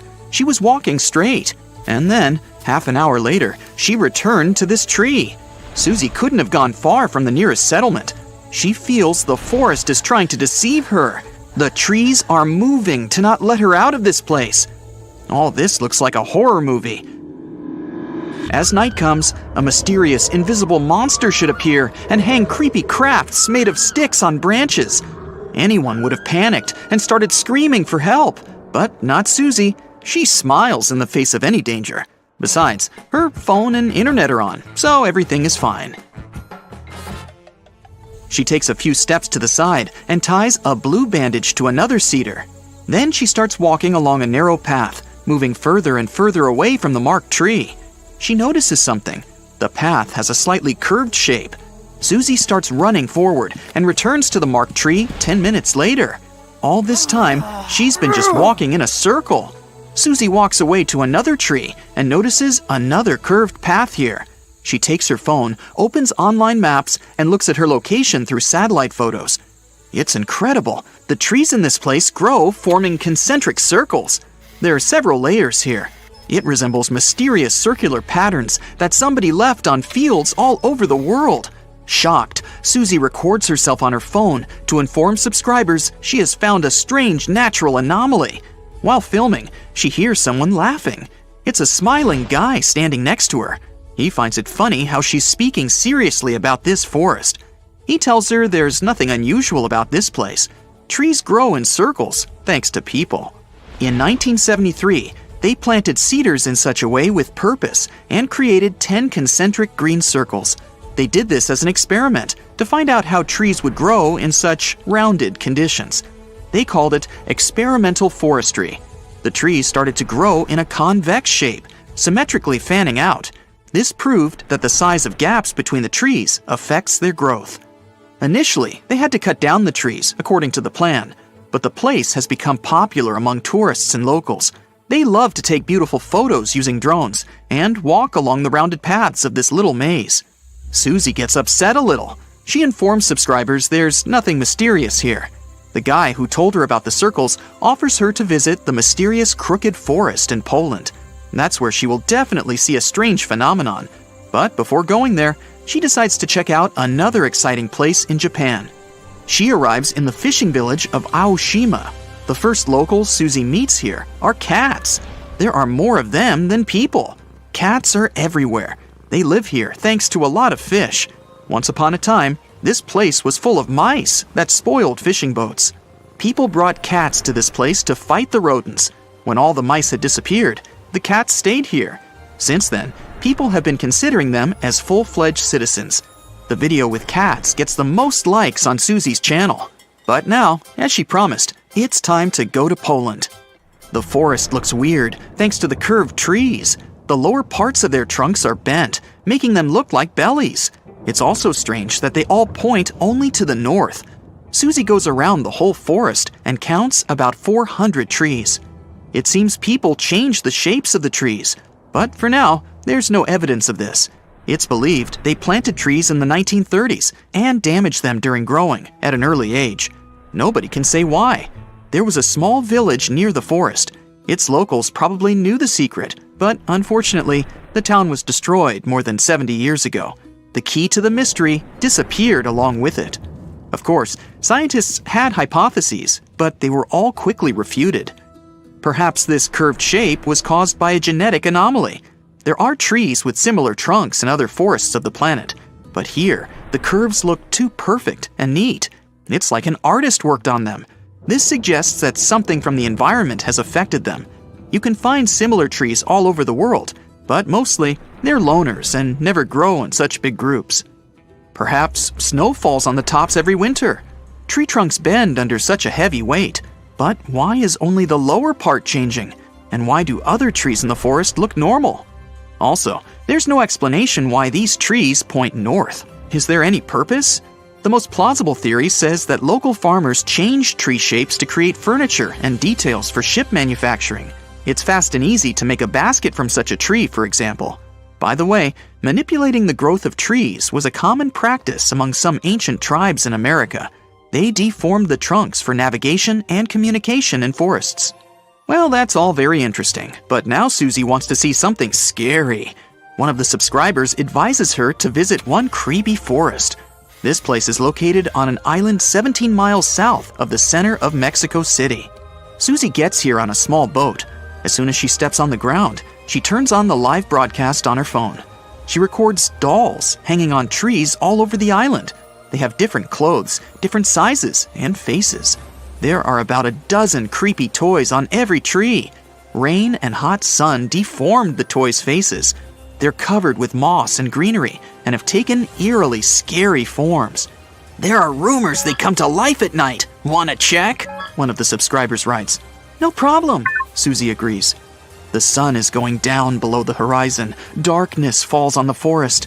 Susie is wandering among the trees. The moon lights her way. She makes a fire to get warm. At this moment, she hears a strange sound. She notices some movements out of the corner of her eye. The phone turns off. Susie looks up and sees one of the dolls, lit up by the flames, is turning its head in her direction. Susie screams and runs away from this place. Of course, the doll didn't move. You can notice a little bird sitting behind the toy's head. A few days later, Susie found out that one of the Mexico City locals had moved to the island in the 50s and filled it with toys. He collected dolls from landfills and canals around the island. He spent several years decorating every tree. In the beginning, it looked strange and exciting for tourists. Then, as the dolls began to age and rot, the place became more attractive for people. There are several legends about the reasons for his obsession. Okay, Susie's had enough of these mysteries and creepy places. Now she wants to admire something majestic that was created by nature. She arrives in California's Sequoia National Park, where the most giant trees in the world grow. She's looking with an open mouth at the biggest tree in the world, a giant sequoia. Its name is General Sherman, and it's about 2,000 years old. The volume of this tree is almost half the size of an Olympic swimming pool. Despite its age, it's not the oldest one. There are redwoods in the park that appeared 3,000 years ago. And the tallest tree in the world grows here, in California. It's a redwood that belongs to the sequoia family. It's called Hyperion, and its height reaches 380 feet. This is 1/3 of the Eiffel Tower's height. Just imagine what kind of view you can see from the tree's top. Now Susie is on the island of Madagascar. She's going to see unique baobab trees. They look like something has ripped them out of the ground, turned upside down, and shoved them back in. Baobabs are some of the most beautiful trees in the world. Most of them are here, in the Alley of Baobabs. But you can also find them in Australia and South Africa. Their tree trunks resemble sponges. They expand and absorb moisture during the rainy season. Elephants like to drink it. They tear off and chew the trunk's parts to quench their thirst. At night, flowers bloom on the baobabs. They smell like sour milk and attract bats. But the most interesting thing is that the baobab doesn't dry out and doesn't fall like other trees after the end of its life. It crumbles, settles, and leaves a pile of pieces on the ground. You're walking along a hot desert under the scorching sun. You run out of supplies. There's no more water. You dream about rain, but there are no clouds in the sky. With each step, you lose more and more strength and fall. You notice a small pond nearby. Is it real water or just a mirage? You can't get to your feet, so you crawl there. The water is getting closer by the minute, but not because you're moving towards it. It's the water approaching you. In a few minutes, the pond area increases. Here, you're already in it. A small lake is formed, 60 feet deep, at the place where the piece of desert was. This real event happened in 2014 in the Tunisian desert. No one knows exactly on what day the lake appeared, since this part of the south of Tunisia is sparsely populated. At first, shepherds passing by saw the lake and didn't believe their eyes. In the next few hours, hundreds of locals came running to the place. They began to swim, jumping into the water from the surrounding rocks. But a few days later, something strange happened to the lake. In the beginning, it was a crystal clear turquoise blue color, but then it turned dark green. People didn't attach any importance to this and continued to swim. They shouldn't have done that. The scientists and geologists arrived and immediately announced that it wasn't safe to swim in the lake. Muddy green water means the lake is stagnating. It's not refreshed, it's not fed by underground springs. Now the lake is filled with algae and a lot of harmful bacteria that can cause serious diseases. They also found out that this region of Tunisia is filled with huge deposits of phosphate. This substance can disintegrate and leave radioactive traces. The lake can be carcinogenic, toxic, and hazardous for any living organism.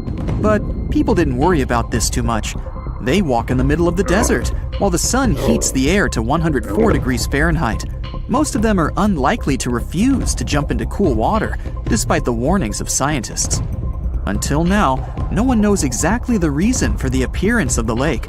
Some scientists believe the lake was formed because of heavy rains. The lake is surrounded by rocks and is located inside a canyon. The water could just accumulate after each storm. Some geologists think an earthquake was the cause of the lake. A small seismic activity provoked the rupture of the Earth's rock above the water table, and through this hole, all the water splashed out. And if this theory is correct, then the lake can be pulled back underground through cracks. This is the same as when you pull the plug out of a drain hole in a filled bathtub. Any small earthquake is like pulling the plug out. Therefore, if you find yourself in these places, don't swim in this radioactive lake. We're going to the Caribbean Islands region. Among the clear blue sea, you can find a unique lake. It's located on one of the Paradisical Islands. You may not even notice the lake right away. The entire territory may seem like a huge concrete platform, but the main thing is not to step on its surface. Pitch Lake is a lake filled not with water, but with liquid asphalt. This is the largest asphalt deposit in the world. Steam is coming from all over the lake as it's hot. The depth of this lake is 250 feet. An entire passenger Boeing could fit there in an upright position. The lake is not fully studied, but scientists believe there's a deep fault in the Earth's crust under it. A huge amount of oil seeps through it. It passes through various chemical compounds and turns it into the asphalt.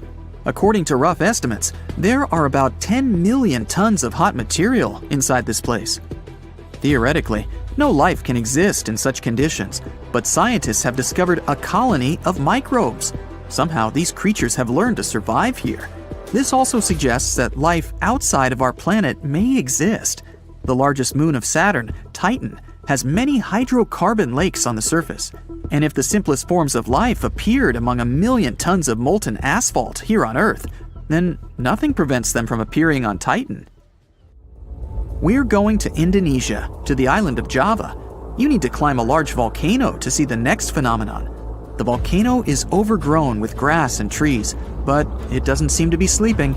Smoke is pouring out of its mouth. You climb to the top and see a clear lake instead of boiling magma. The blue sky is reflected in its bright turquoise surface. But don't try to jump there. This lake is filled with acid. The magma inside volcanoes comes from the deep bowels of the Earth's crust. The incandescent liquid consists of many molten metals and chemical compounds, and the lake is filled with particles of these metals. In addition, the volcano emits sulfur dioxide gases. When they combine with metals, they form a beautiful turquoise color.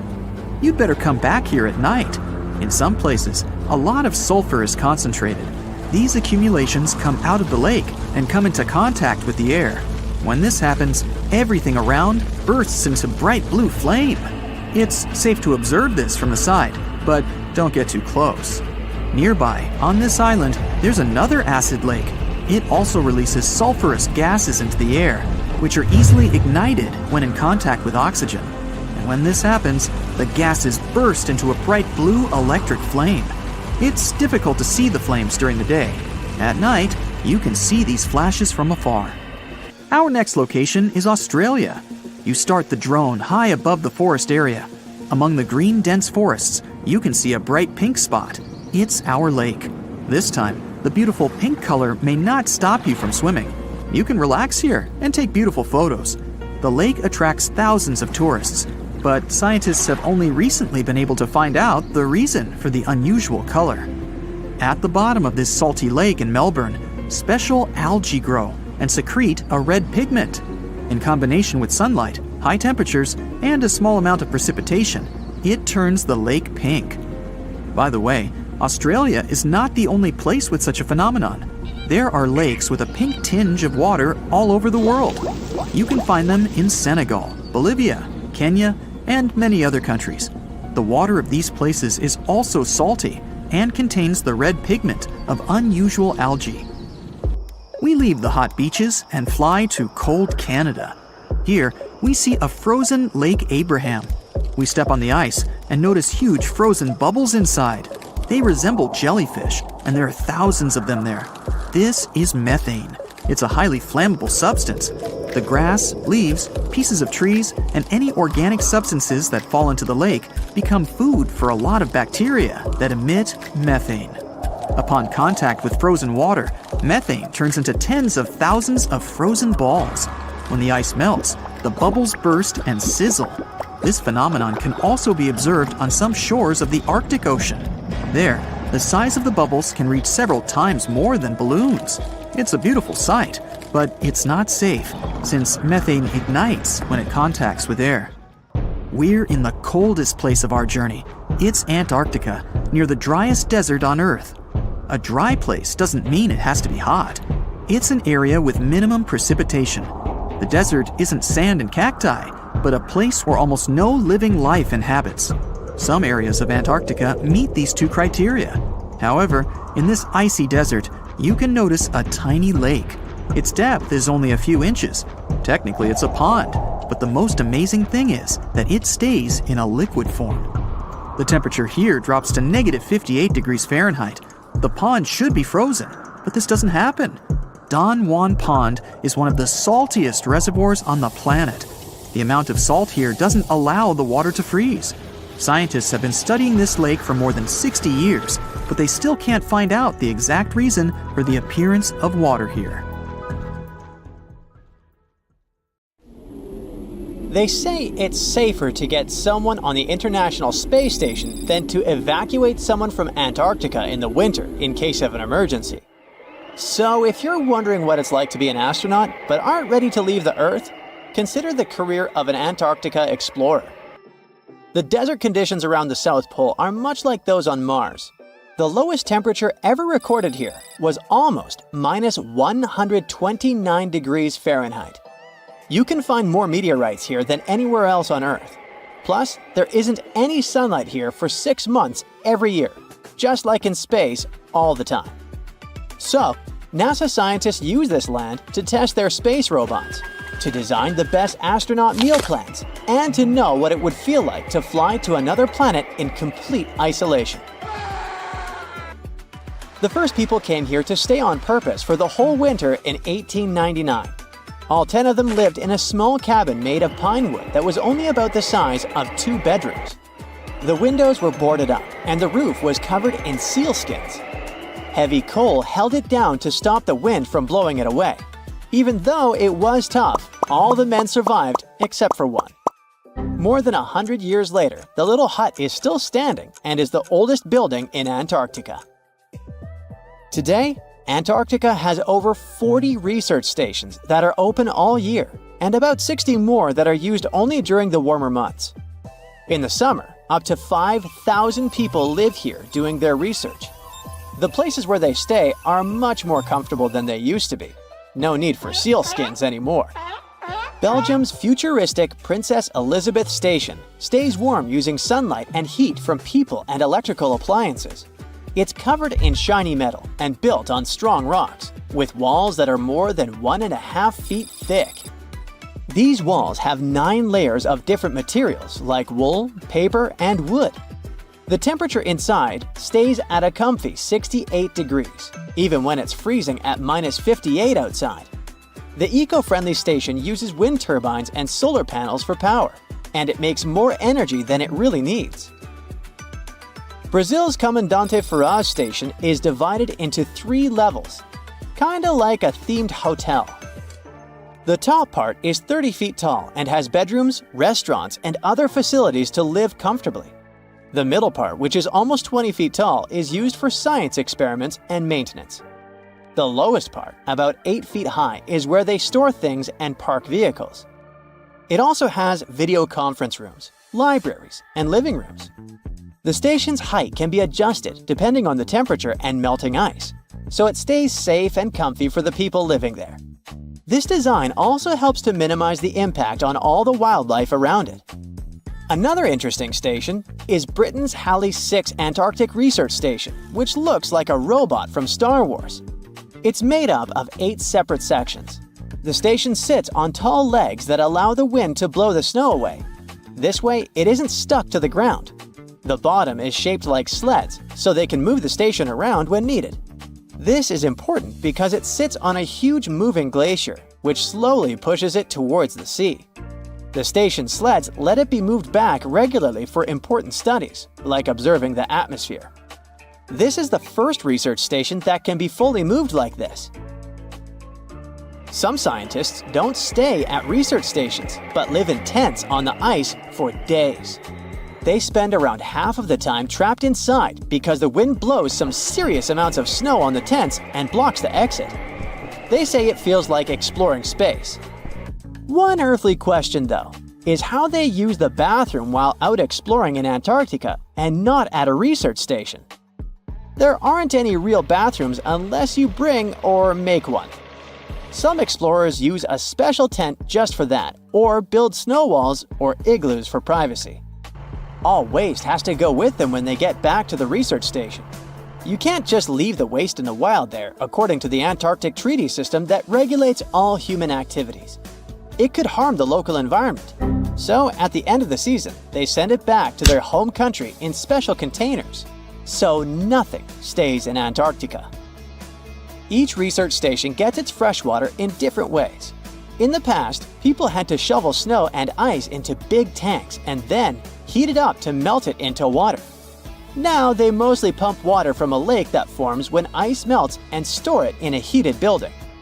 On average, one station needs about between 2,500 and 4,000 gallons of water every day. To save water, people can only take 3-minute showers. When water is running low, they might only be allowed to shower every second or third day. Building new constructions in Antarctica isn't exactly easy because of snow that can pile up as high as a 1-story building, super strong winds blowing at 85 miles per hour with even faster gusts, and temperatures dropping really low. The weather only allows transportation for about 12 weeks each summer, so some stations take years to finish. Storing everything once it arrives is tricky too, because there's not much space and the weather is extreme. Most materials stay in their shipping containers, and for things that need to stay warm, they bring special heated storage containers. So, architects have to get creative with designs and try to use less building material. India's Baradi polar base, for example, is made from 134 shipping containers. These containers were used to bring the materials to Antarctica, and then they became part of the building itself, covered with a special insulated shell to keep it warm. In the future, scientists might build Antarctic bases that don't need much material from outside at all. In 2009, David Garcia from a Danish company had a cool idea called the Iceberg Living Station. This would be a base with many rooms, big enough for 100 people, dug right out of the packed snow or icebergs that have broken off from the ice shelf. A group of scientists from different countries spent 26 weeks together in the Rothera Research Station.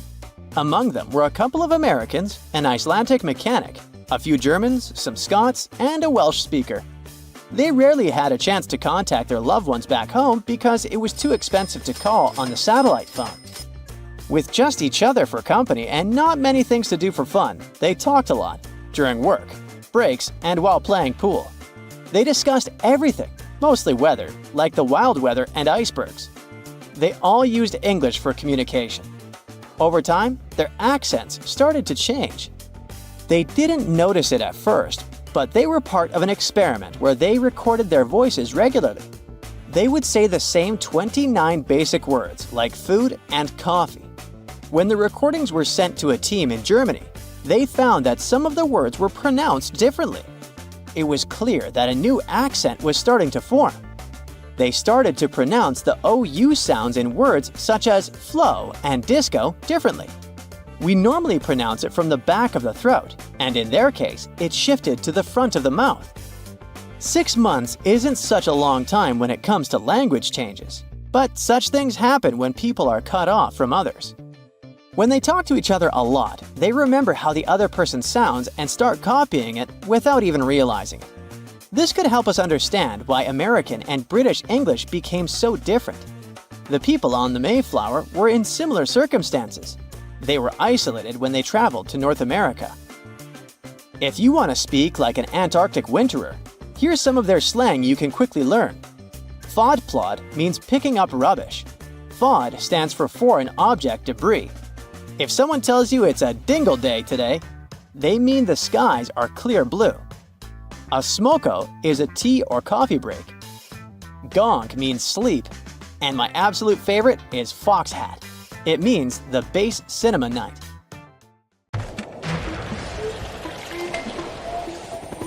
There's not much to do in Antarctica except scientific work. You could check out the wildlife, like some cute penguins and seals, and you'd get to see the occasional whale swimming around. Antarctica is one of the biggest lands out there that's only inhabited by scientists and researchers from all over the world. These scientists dug a hole through some pretty thick ice to study the ancient air and how the atmosphere cleans itself. They used a special drill and dug a clean cylindrical hole 450 feet below the surface. Some of this ice can be up to 800,000 years old and is a good indicator of what the climate was like in the past. It's like checking out tree rings to determine how old a certain tree is, except it's more complicated than that. After the effortless digging, they decided to drop some ice to the bottom of the hole to see what would happen next. They heard some really unusual sounds.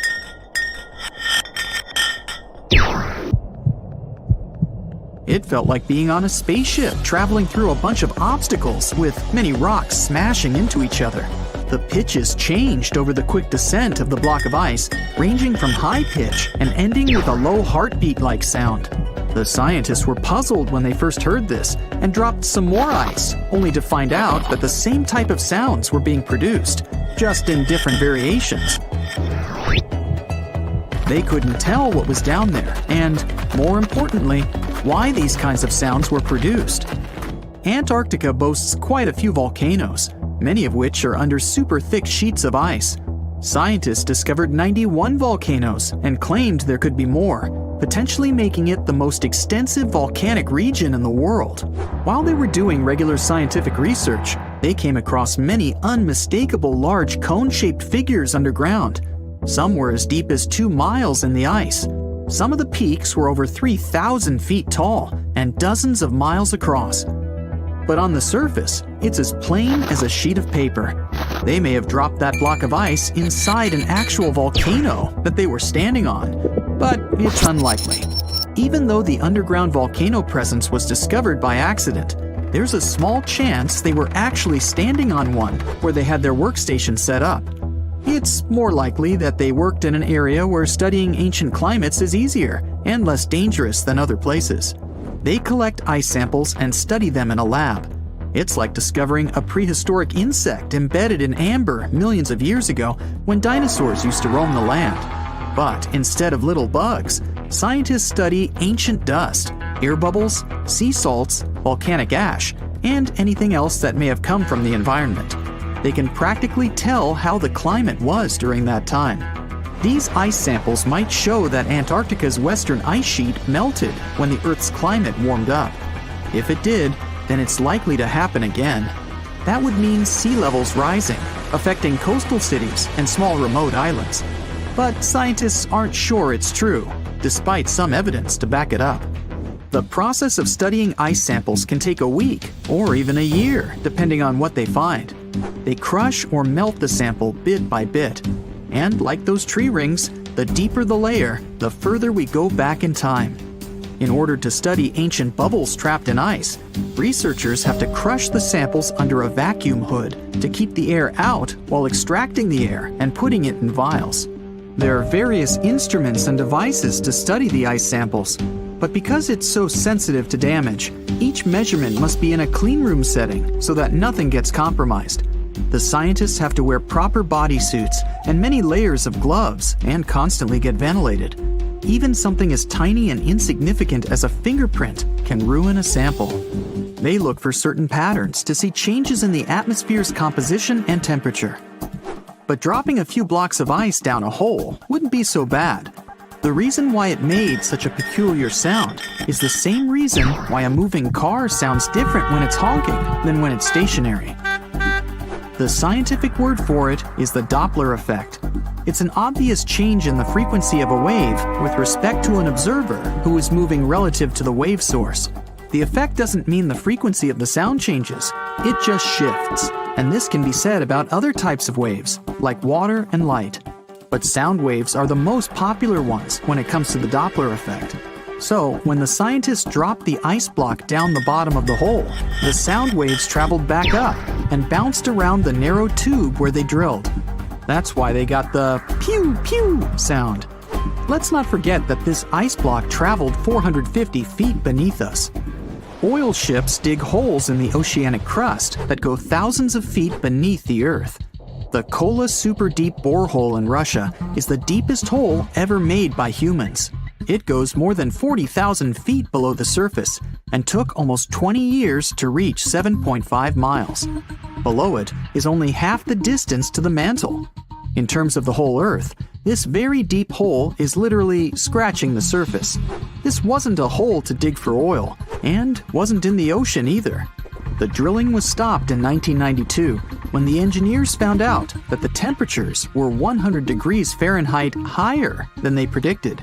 And then it was abandoned, and it's just been a barren hole now. But that's the closest we've dug to the center of the planet. The scary thing is that some of the workers on the site could hear voices coming from within. All the way in Yemen, an ancient hole exists in Barhout, in the east of the country in the middle of the desert. It's actually closer to Oman than to the capital Sana'a. This hole has puzzled experts and locals. Unlike the holes in Russia and Antarctica, this wasn't man-made. Or was it? It's been around for many years, and the locals try to steer away from it. They don't even like talking about it, since they claim it brings bad luck to those around it, or to whoever utters its name. They claim it was created as a prison for spirits, but many rule that out. The hole is 98 feet wide and somewhere between 330 to 650 feet deep. You can also hear strange sounds coming from the inside. But according to some scientists, the well has little to no ventilation and barely has any oxygen down there. So it's unlikely that anyone or anything lives down there. The Challenger Deep in the Mariana Trench caught some low-pitched grumble sounds in March of 2016. Some of these grumbles were followed by screeches. They caught these sounds in a span of weeks, using a titanium-encased microphone so that the immense pressure of the lowest point on Earth wouldn't crush it. They had to lower it slowly as well, since it's 1,000 times the atmospheric pressure at sea level. For 23 whole days, the microphone recorded typical sounds of whales passing by and boats sailing across from above, and even rumbles of nearby earthquakes, but they still couldn't determine what caused those initial sounds. The researchers couldn't understand if the noise from the bottom of the Mariana Trench was caused by humans or was natural. They also wanted to know if these sounds affected marine life, like dolphins and whales that rely on echolocation. They still can't figure it out, but scientists estimate that the ocean is about 10 times noisier than it was 50 years ago. With technological developments in shipping, submarines, and underwater construction, the ocean will only get louder with time. Northern lights come with sounds, which nobody talks about. They're usually audible when the auroras are at their most powerful presence. Scientists were always puzzled as to what caused the faint popping and crackling, even though they were very far above us. They used some special microphones and found out that the sounds came just 230 feet above us, which is pretty low. They're caused by electrical charges gaining power in a specific region of the auroras. The electrical charges are disturbed by magnetic storms that fire up the northern lights. As a result, some tiny sparks are released into the atmosphere, causing the faint crackling and popping noise. The largest volcanic region on Earth is not in Africa or Japan, but under the ice of Antarctica. Scientists found 138 volcanoes in its western part, and if they decide to go wild, you'll surely notice it. They could melt huge amounts of ice that will move into the ocean, raise its level, and make our planet uninhabitable for humans. But before you pack your things to fly away to another planet, hear me out. Only 2 of the Antarctic volcanoes are officially classified as active now.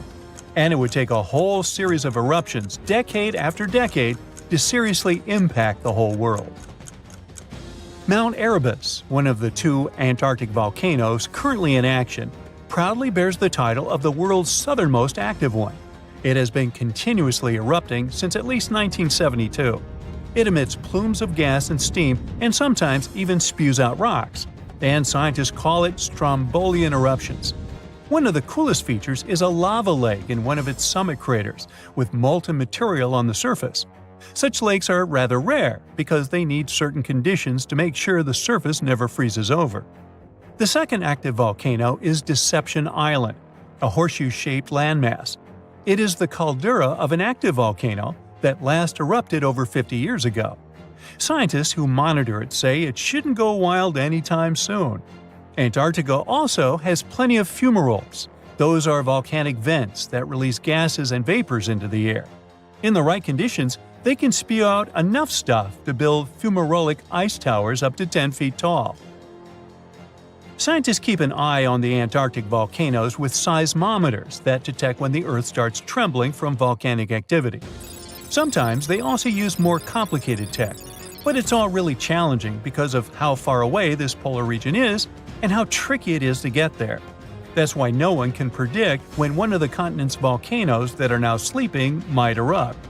We can guess what this waking up would look like if we analyze the events from nearly 20,000 years ago. So, shall we? One of Antarctica's sleeping volcanoes, Mount Tecate, had a series of eruptions and spewed out a good amount of halogens rich in ozone back then. Some scientists say these events warmed up the southern hemisphere. Glaciers started to melt and help finish the last ice age. For these events to repeat, we'd need a series of eruptions with substances rich in halogens from one or more volcanoes that are now above the ice. It's an unlikely scenario, but since it already happened in the past, it's not completely impossible. As for volcanoes hiding under a thick layer of ice, it looks like their gases would hardly make it to the atmosphere, but they would be strong enough to melt huge caverns in the base of the ice and produce a serious amount of meltwater. The West Antarctic ice sheet is wet and not frozen to its bed, so this meltwater would work as a lubricant and set the overlying ice into motion soon. The volume of water that even a large volcano would generate in this way is nothing compared to the volume of ice beneath it. So, a single eruption wouldn't make a difference. But several volcanoes erupting close to or beneath any of the western Antarctica's big ice streams would. Those ice streams are rivers of ice that take most of the frozen water in Antarctica into the ocean. If they change their speed, then bring unusual amounts of water into the ocean, its level will rise. As the ice would get thinner and thinner, there would be more and more new eruptions. Scientists call it a runaway effect. Something like that happened in Iceland. The number of volcanic eruptions went up when glaciers started to recede at the end of the last ice age. So, it looks like, for massive changes, several powerful volcanoes above the ice with gases full of halogens need to get active within a few decades of each other and stay strong over many tens to hundreds of years. Antarctica stores around 80% of all the fresh water in the world, and if they melted all of it, global sea levels would rise by almost 200 feet. And then we'd have to look for a new planet to live on. But this again is an unlikely scenario. It's more likely that the eruptions under the ice will lubricate ice streams and seep water into the ocean, but it wouldn't be the end of the world. A super strong, super angry supervolcano could do it though, and it has already happened in the past. Over 200 million years ago, the world went through a major makeover with not one, not two, but 4 massive volcanic eruptions in huge pulses. The supervolcano called Camp had been erupting over and over for 600,000 years. It all happened in Wrangell, a large chunk of land that used to be a supermassive volcano stretching across what's now British Columbia and Alaska. And it wasn't the lava or the volcanic ash that ruined the environment. The eruption made carbon levels skyrocket. The planet would never be the same again. This volcanic activity might have helped dinosaurs grow from cat-sized critters into giants we saw in Jurassic Park. It kicked off a 2-million-year rainy season. It made the whole world hot and humid, and the dinos just loved it.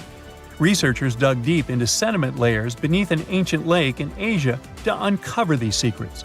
They found traces of volcanic ash and mercury, clear signs of those epic eruptions. There were carbon signatures showing huge spikes in carbon dioxide levels. It made the atmosphere toasty, and the rain poured down. So the bad news is, another eruption like this could happen. The supervolcano beneath Yellowstone National Park has been sleeping for nearly 70,000 years. But if it wakes up, it would be many times more catastrophic than the eruption of Mount St. Helens in 1980. It's considered the most disastrous volcanic eruption in U.S. history. It followed 2 months of earthquakes and injection of magma below the volcano that weakened and destroyed the entire north face of the mountain. The eruption column went 80,000 feet into the atmosphere and spread ash over 11 U.S. states and several Canadian provinces. The last Yellowstone eruption was 1,000 times greater than that. The ground above Yellowstone sits on a hot spot made of molten and semi-molten rock called magma. This magma stuff flows into a chamber beneath the park, about 4 to 6 miles down, making the ground puff up like a balloon. But then, as it cools down, the ground goes back to its usual state. Volcano watchers have been keeping an eye on this for a century. They noticed the ground lift up about 10 inches around 20 years ago, but since 2010, it's been going back down. The experts say we have no big eruptions on the horizon, so doomsday isn't coming anytime soon. But there's some underground activity going on lately which keeps us interested. Since humans haven't been around to witness every little thing Yellowstone does, it's kind of tough to say for sure what's brewing down there. Yellowstone has had some epic eruptions within the last couple million years. They happen like clockwork, with gaps of 600,000 to 800,000 years between them.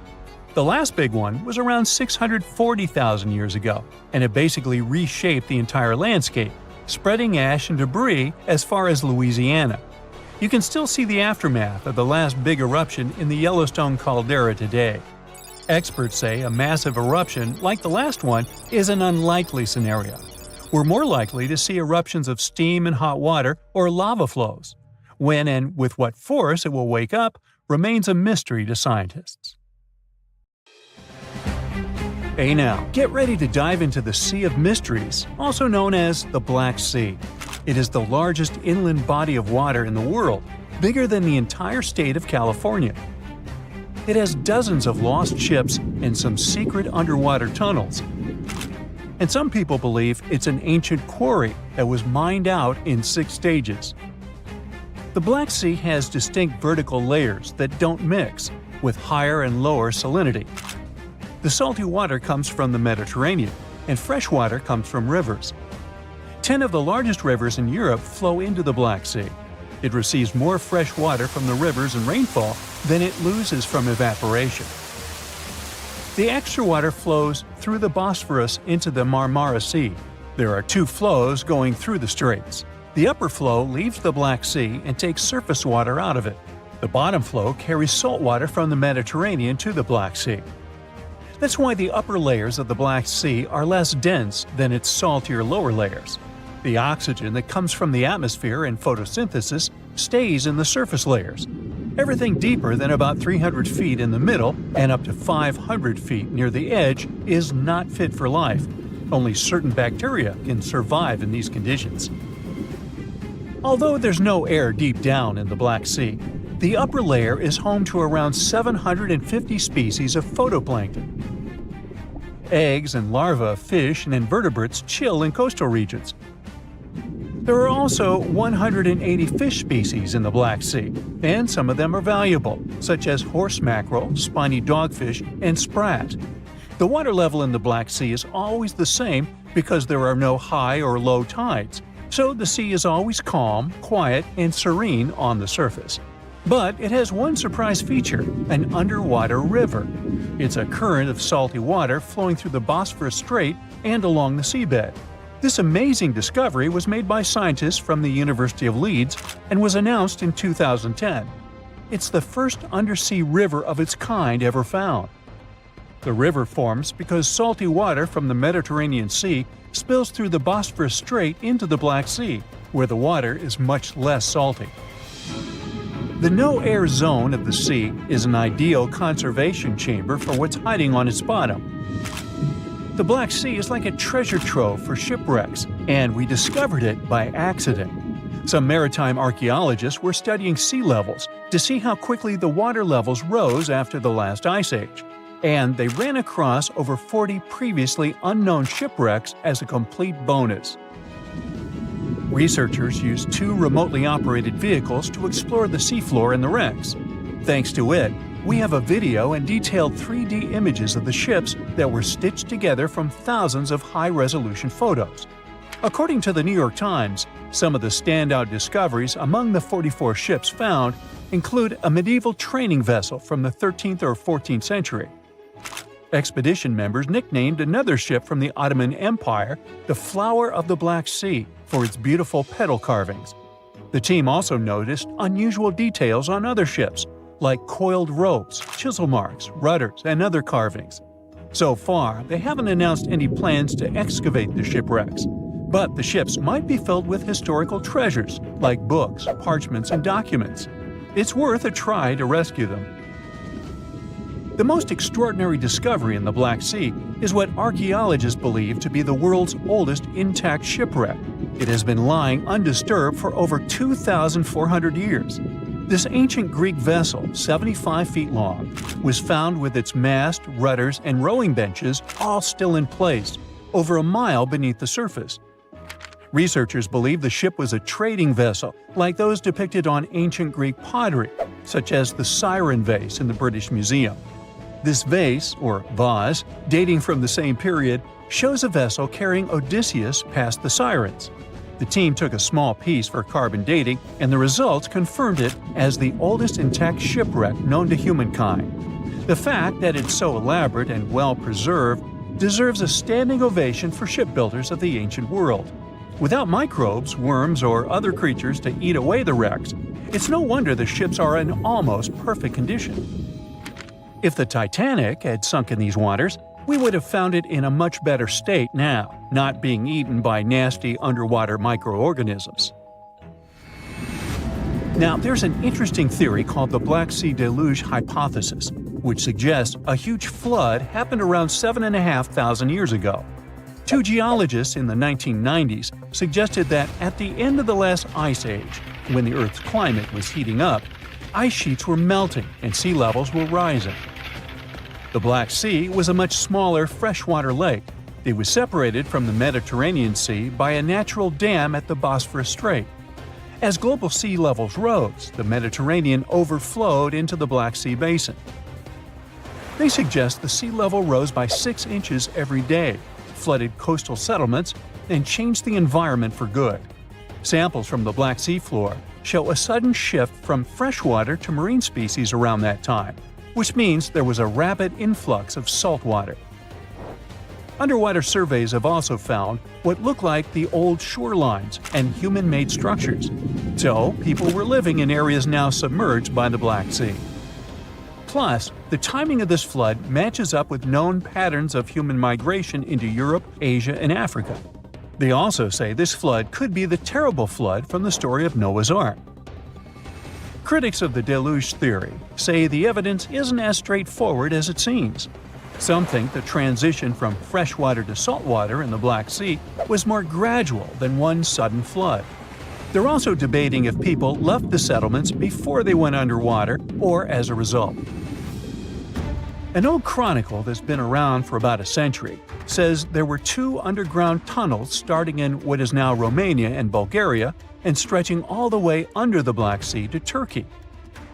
Back in the day, peasants used these tunnels to move their flocks of sheep to the Ottoman Empire and countries on the Asia Minor Peninsula. Who built these tunnels and why they run under the sea is a complete mystery. At some point, the entrances to these tunnels were sealed off for national security and were under tight guard. The security forces knew all about these massive tunnels and kept them off limits. In the 1980s, a group of people working on the Danube-Black Sea Canal accidentally found another entrance to these mysterious tunnels. This one was in a cemetery in a town of Romania. Canal workers used it to regularly cross over into Bulgaria. One more cool thing about these 2 tunnels is that some people think they were built thousands of years ago. If you ever try to dig a tunnel under the sea, you'll know how tricky it is even now with all the tech we have. So if the tunnels are really that old, whoever built them was super advanced for their time. Now, there's an urban legend that says that the Black Sea has its own version of the Bermuda Triangle. Fishers describe some wild whirlpool that appears out of nowhere and drags entire flocks of birds, ships, and even small islands under the sea. And once, things got even wilder with a ship that vanished under weird conditions in 1944. It was during daylight, and some black fog with green flashing sparkles suddenly surrounded the vessel. No one has ever seen it since, and no one knows for sure if the story is true. But it sure adds a spooky touch to the mysteries of the Black Sea. The conditions on this mysterious island might teach us how we can live on Mars one day. Devon Island is, to this day, the largest uninhabited island on our planet.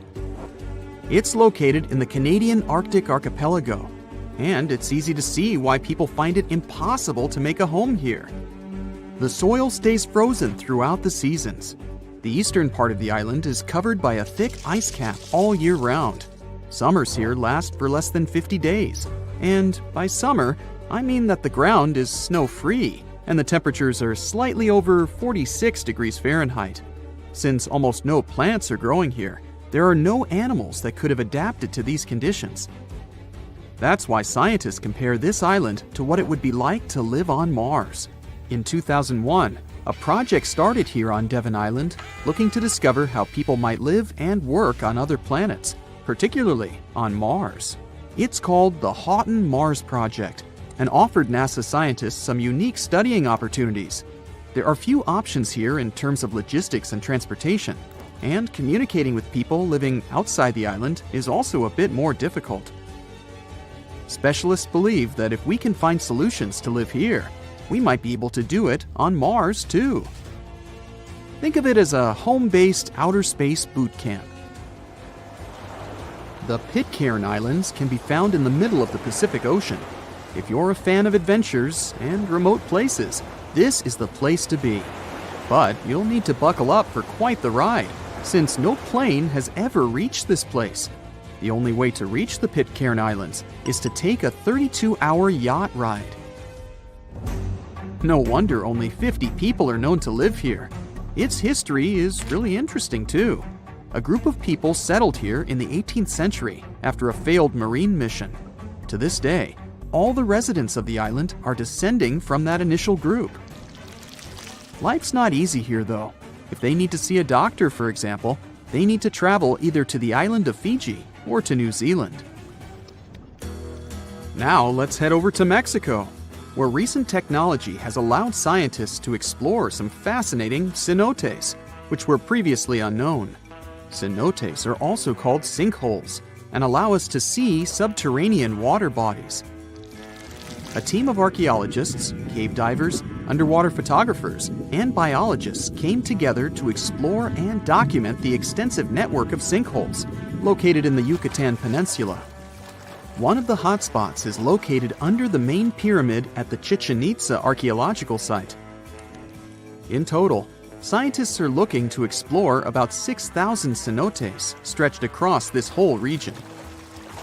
The whole project is important not only because of the geological discoveries, but also because of its connection to the Mayan people and their culture. These recent discoveries revealed that for the Mayans, these cenotes weren't simple water sources. They dictated the way they built their constructions and had a huge impact on their spiritual lives too. The tallest mountain in the world is Mount Everest, sure, but it's been explored by scientists and tourists alike and doesn't hold many secrets. The mysterious Ganghar Puensum, on the other hand, is the tallest unclimbed mountain on our planet. The reason behind this unusual situation is not because of its remoteness or harsh conditions. Rather, because it's against local legislation to climb it. It's located in the South Asian territory of Bhutan, and the name of the mountain translates to the White Peak of the Three Spiritual Brothers. Local tradition dictates that mountain peaks shouldn't be available to humans and need to be left to the higher spirits.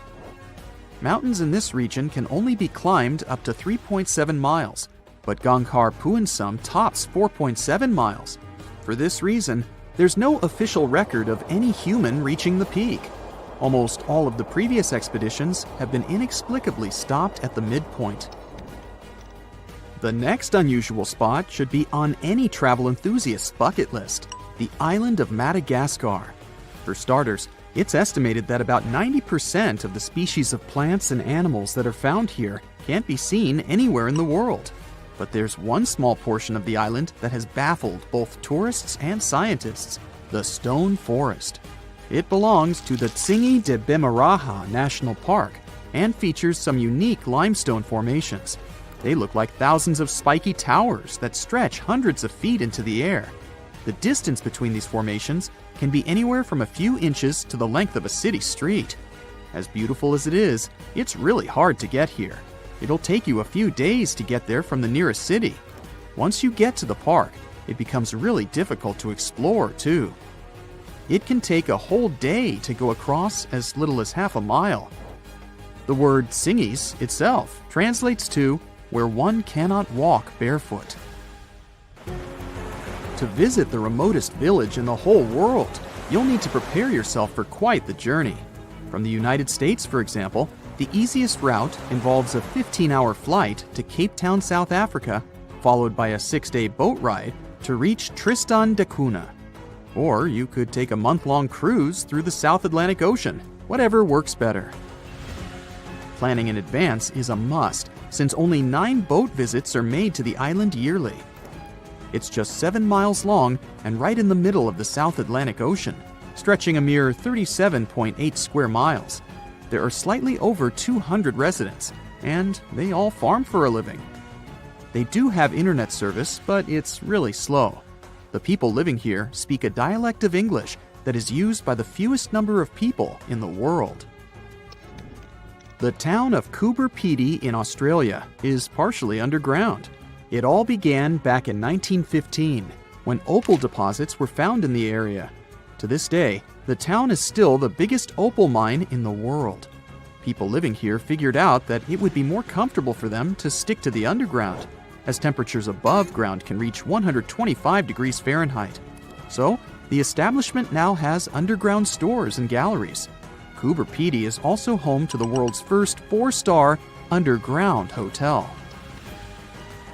North Sentinel Island, located near India, is another pretty remote place. Not because of the time it takes to get there or the climate, but because it's home to the world's most mysterious tribe. The population living here is estimated to be between 50 to 400 people and isn't known to have any contact with the outer world. This is mostly because locals don't really enjoy visitors and tend to scare them away, even harming tourists. So, to protect them and their obvious wishes, the island is monitored by the local Indian authorities. It's believed the tribe's people don't have any immunity from modern diseases, so being in contact with foreign people might actually be fatal for the locals. On these French islands, there are no native inhabitants. The Kerguelen Islands are part of the Antarctic lands and are home to just scientists that visit on rotation. At any given time of the year, there are no more than 100 people here, and they're mostly engineers and researchers. There's no plane to get you to these islands, and few tourists are known to have visited them. The island is covered in glaciers, and the soil here isn't friendly to plants or animals. But if you're curious about what this place looks like, you'll need both the money and the time to complete the trip. You can only reach the island by ship, which reaches the shores of Kerguelen only 4 times a year. It isn't cheap to stay in these islands, and you definitely won't find 5-star hotels here.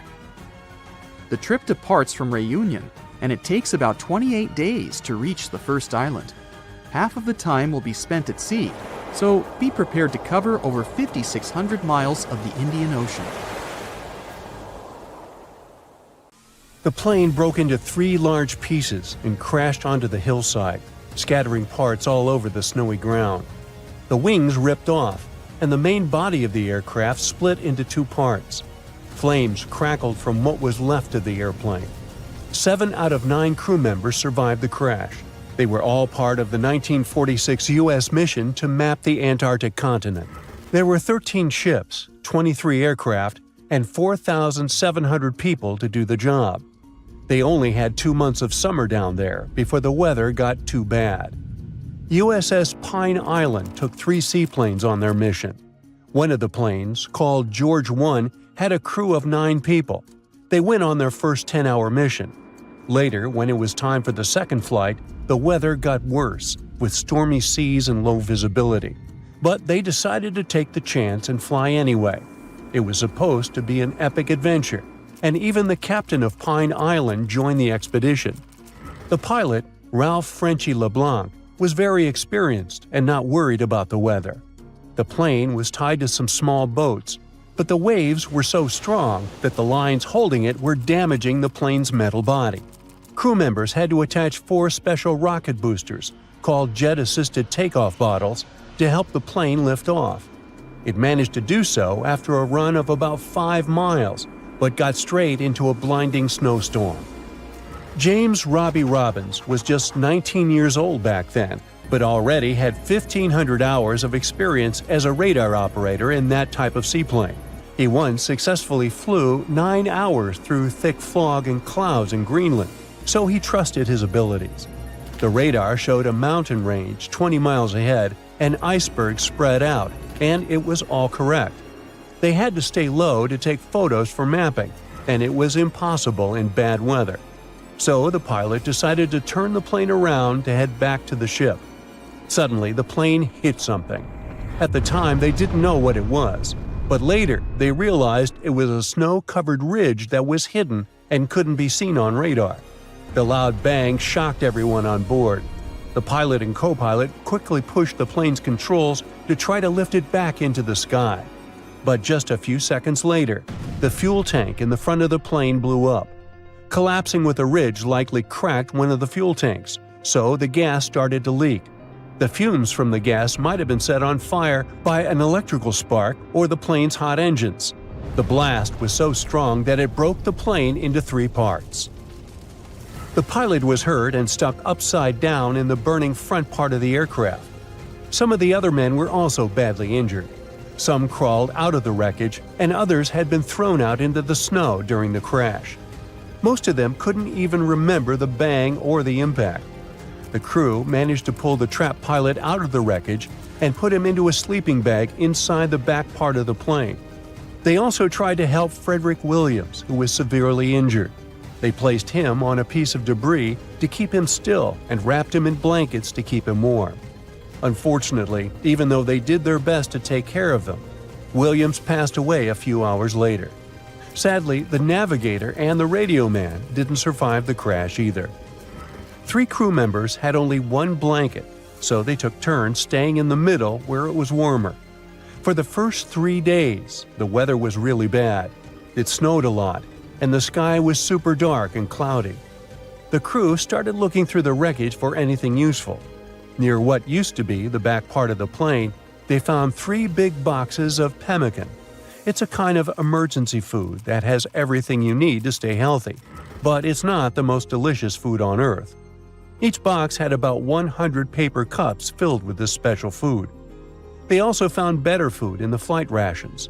There were steaks, potatoes, canned veggies, bread, butter, salt, pepper, sugar, canned milk, a few cookies, and even 2 big cans of peanut butter. They had enough food to last for a while, and they figured the pemmican would help them get through the long, dark winter if necessary. All of the fresh food was hidden in the snow, where the kitchen used to be, so they had to dig it out. They got most of the sugar by licking it off the snow and separating it by taste. The crew also found a small 2-burner stove in the emergency supplies, but they didn't have any fuel. Luckily, the plane had some fuel left in the tanks, so they tapped one of the lines and had enough to last a long time.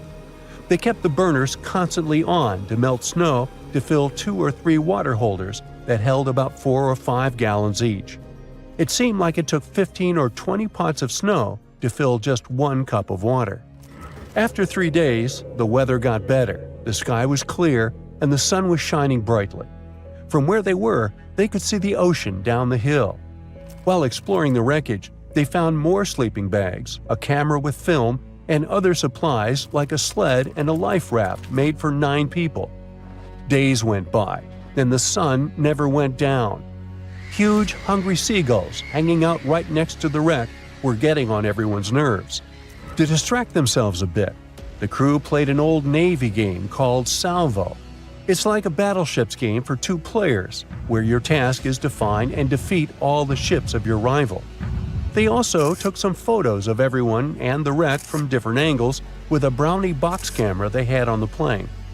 The radar man painted big yellow letters on the airplane's wings with the names of the deceased crew members to make sure rescuers knew what had happened.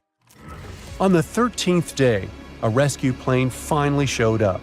Everyone shouted, waved, and did everything to get the pilot's attention, but the plane didn't stop and kept flying. 2 hours later, it came back, and Robbins, in a hurry, threw fuel onto a pile of flammable stuff to set it on fire. The bang was so big, it burned his eyebrows, but it worked. The plane turned and flew toward them, wiggling its wings as a sign it saw them. The pilot dropped a note attached to a weight. It said, "If you can walk to the lake, make a circle. If not, form a straight line." The lake was 10 miles away, but they knew they had no choice but to get there, and so they made a circle, signaling that they were ready for rescue. Then they got to work. They stacked sleeping bags on the sled and placed their injured pilot on top. Robbins took a compass from the crashed plane and attached it to the sled's handlebars to help guide them. 3 men pulled the sled while another walked behind, making sure they stayed on track. The snow was so deep that they often sank up to their waists. The journey only got easier when they reached solid ground, so it took them 24 hours to walk the 10 miles to the shore. As they got close, a thick fog rolled in, so they couldn't see the rescue plane. But the pilot started the engines and the crew followed the sound. Soon, 2 rescuers arrived in a raft and helped them paddle out to the waiting plane. They climbed aboard and flew back to their ship, the Pine Island. All the survivors were taken to the USS Philippine Sea and later returned home. For 6 of the 9 men who crashed on Thurston Island, life continued.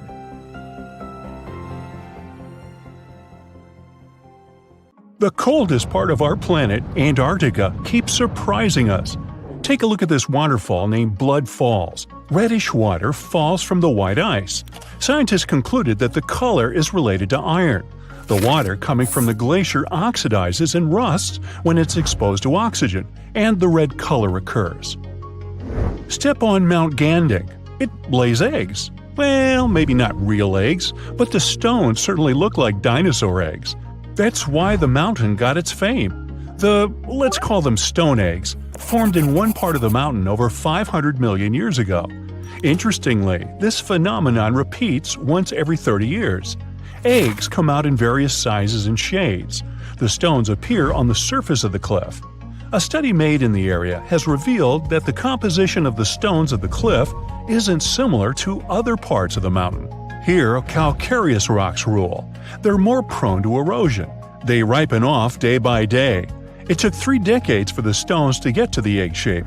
Yet, it's still a mystery how these rock formations can be so perfectly spherical and smooth.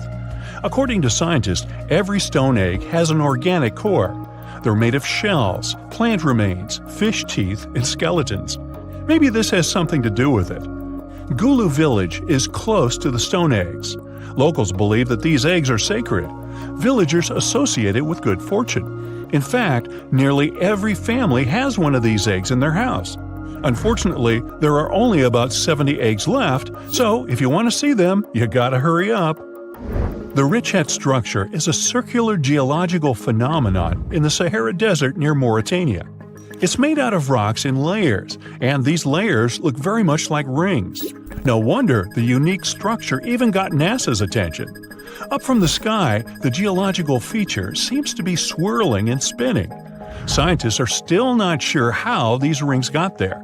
Some say it was an asteroid impact. Many others believe that it was a natural geological process. To them, the Richet structure is an uplifted and eroded dome. Geologists often classify it as a domed anticline. The scientists discovered that the rocks at the center are older than the ring-shaped outer rocks, so it seems like the stones have been eroded to flat rock layers. Anyway, there's no valid explanation for this phenomenon, and the 28-mile-long mystery of the Sahara is still to be solved. Number 4 is Rapa Nui, or Isla de Pascua, but I bet you know it as Easter Island. Yeah, it's got 3 names. It was discovered by Jacob Roggeveen, who actually never intended to look for that island. He just casually landed there one Sunday. That's where the name comes from. Jacob was supposed to find Terra Australis. Disclaimer, it's not Australia. This one never existed and was nothing but a hypothetical continent. Plus, he wanted to peek at Davis Land, which was believed to have once been seen by Edward Davis, the pirate, not Edward Davis, the saxophone player. Jacob failed at that too, though nobody ever saw that island except for the pirate Davis. Jacob may have failed to discover some lands he wanted to, but he discovered Easter Island instead. This is an island and special territory of Chile, located in the southeastern Pacific Ocean. It's on my list because nearly 1,000 stone statues called moai were found there. They were created by the Rapa Nui people.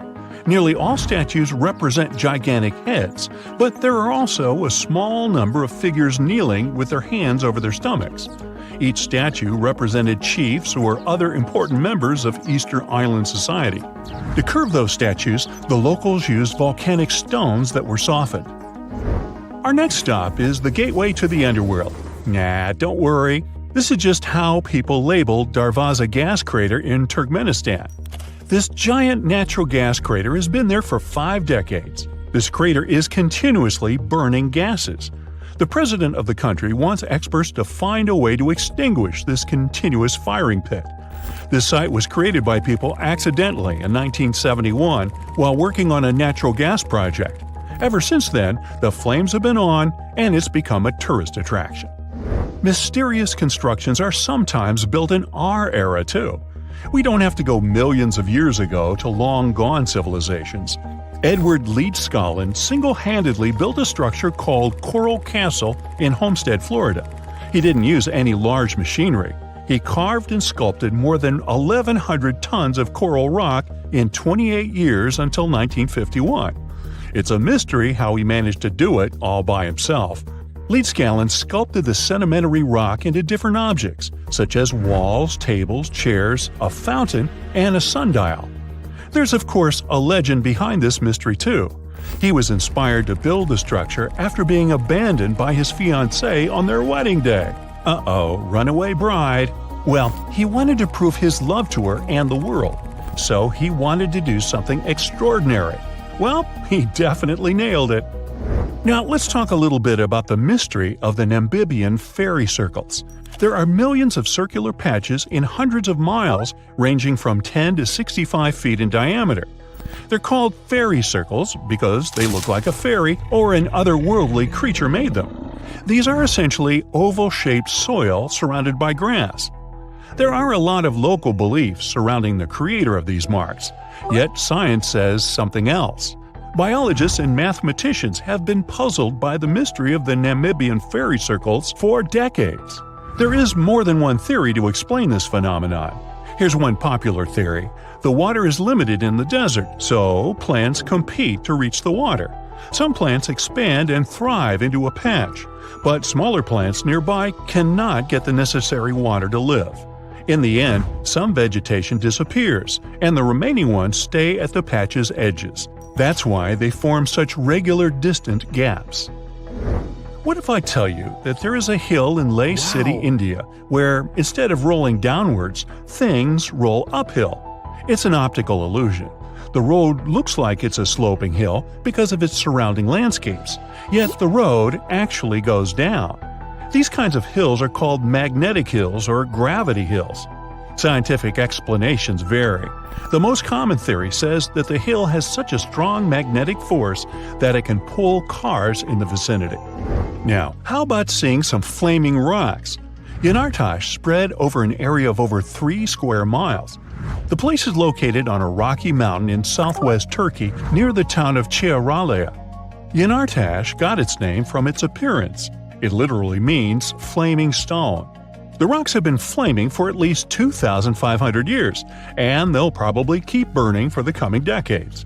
The mountain where the rocks are is an inactive volcano, so it's full of tiny fumaroles that release gases such as methane. The gas ignites when it comes into contact with oxygen and creates the flaming effect. And by the way, back in the day, sailors used the flames as a natural lighthouse, as it's really close to the sea. Today, it's more of a tourist attraction, though. Hikers love it too. Now, walk on this frozen Lake Abraham in Canada. In winter, the frozen water gets filled with ice bubbles. It looks magical, but these white orbs aren't that safe. They consist of flammable methane gas. Ew. Beauty can be misleading.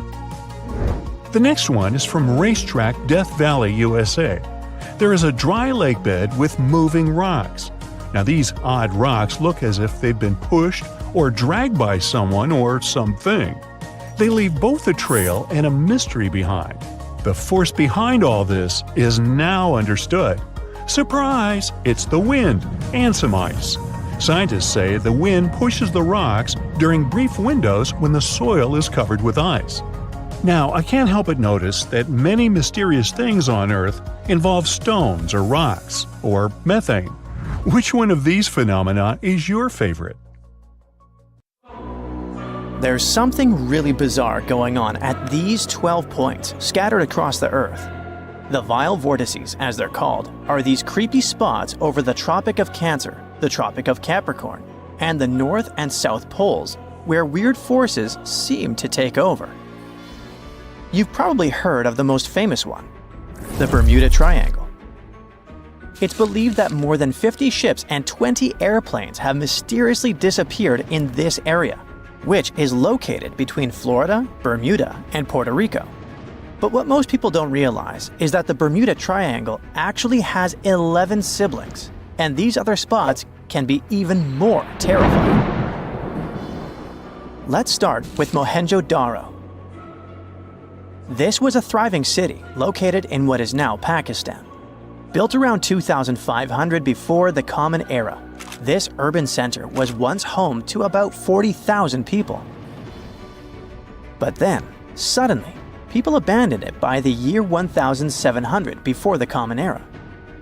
In the 1940s, an archaeologist discovered 39 human skeletons at the site, which fueled the theory that the city was invaded by some other civilization at some point.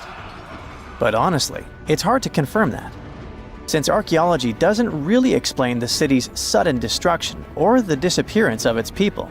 It's led to a bunch of bizarre theories. One of them talks about an ancient extraterrestrial race that might have lived there, and a malevolent wind that swept through the city. Another ancient city with a similar mystery is the Great Zimbabwe. Its construction began in the 11th century, and at its peak it housed up to 18,000 people. But for reasons we'll probably never fully understand, it was abandoned in the 15th century. Archaeologists were really interested in this place, and that's when things got even weirder. They found 8 of these birds, now called the Zimbabwe birds.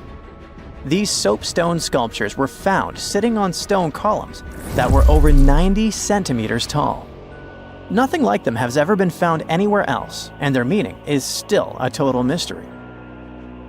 Some think each bird represents a new king, but other theories suggest they were ancient animals very dear to the people who lived there.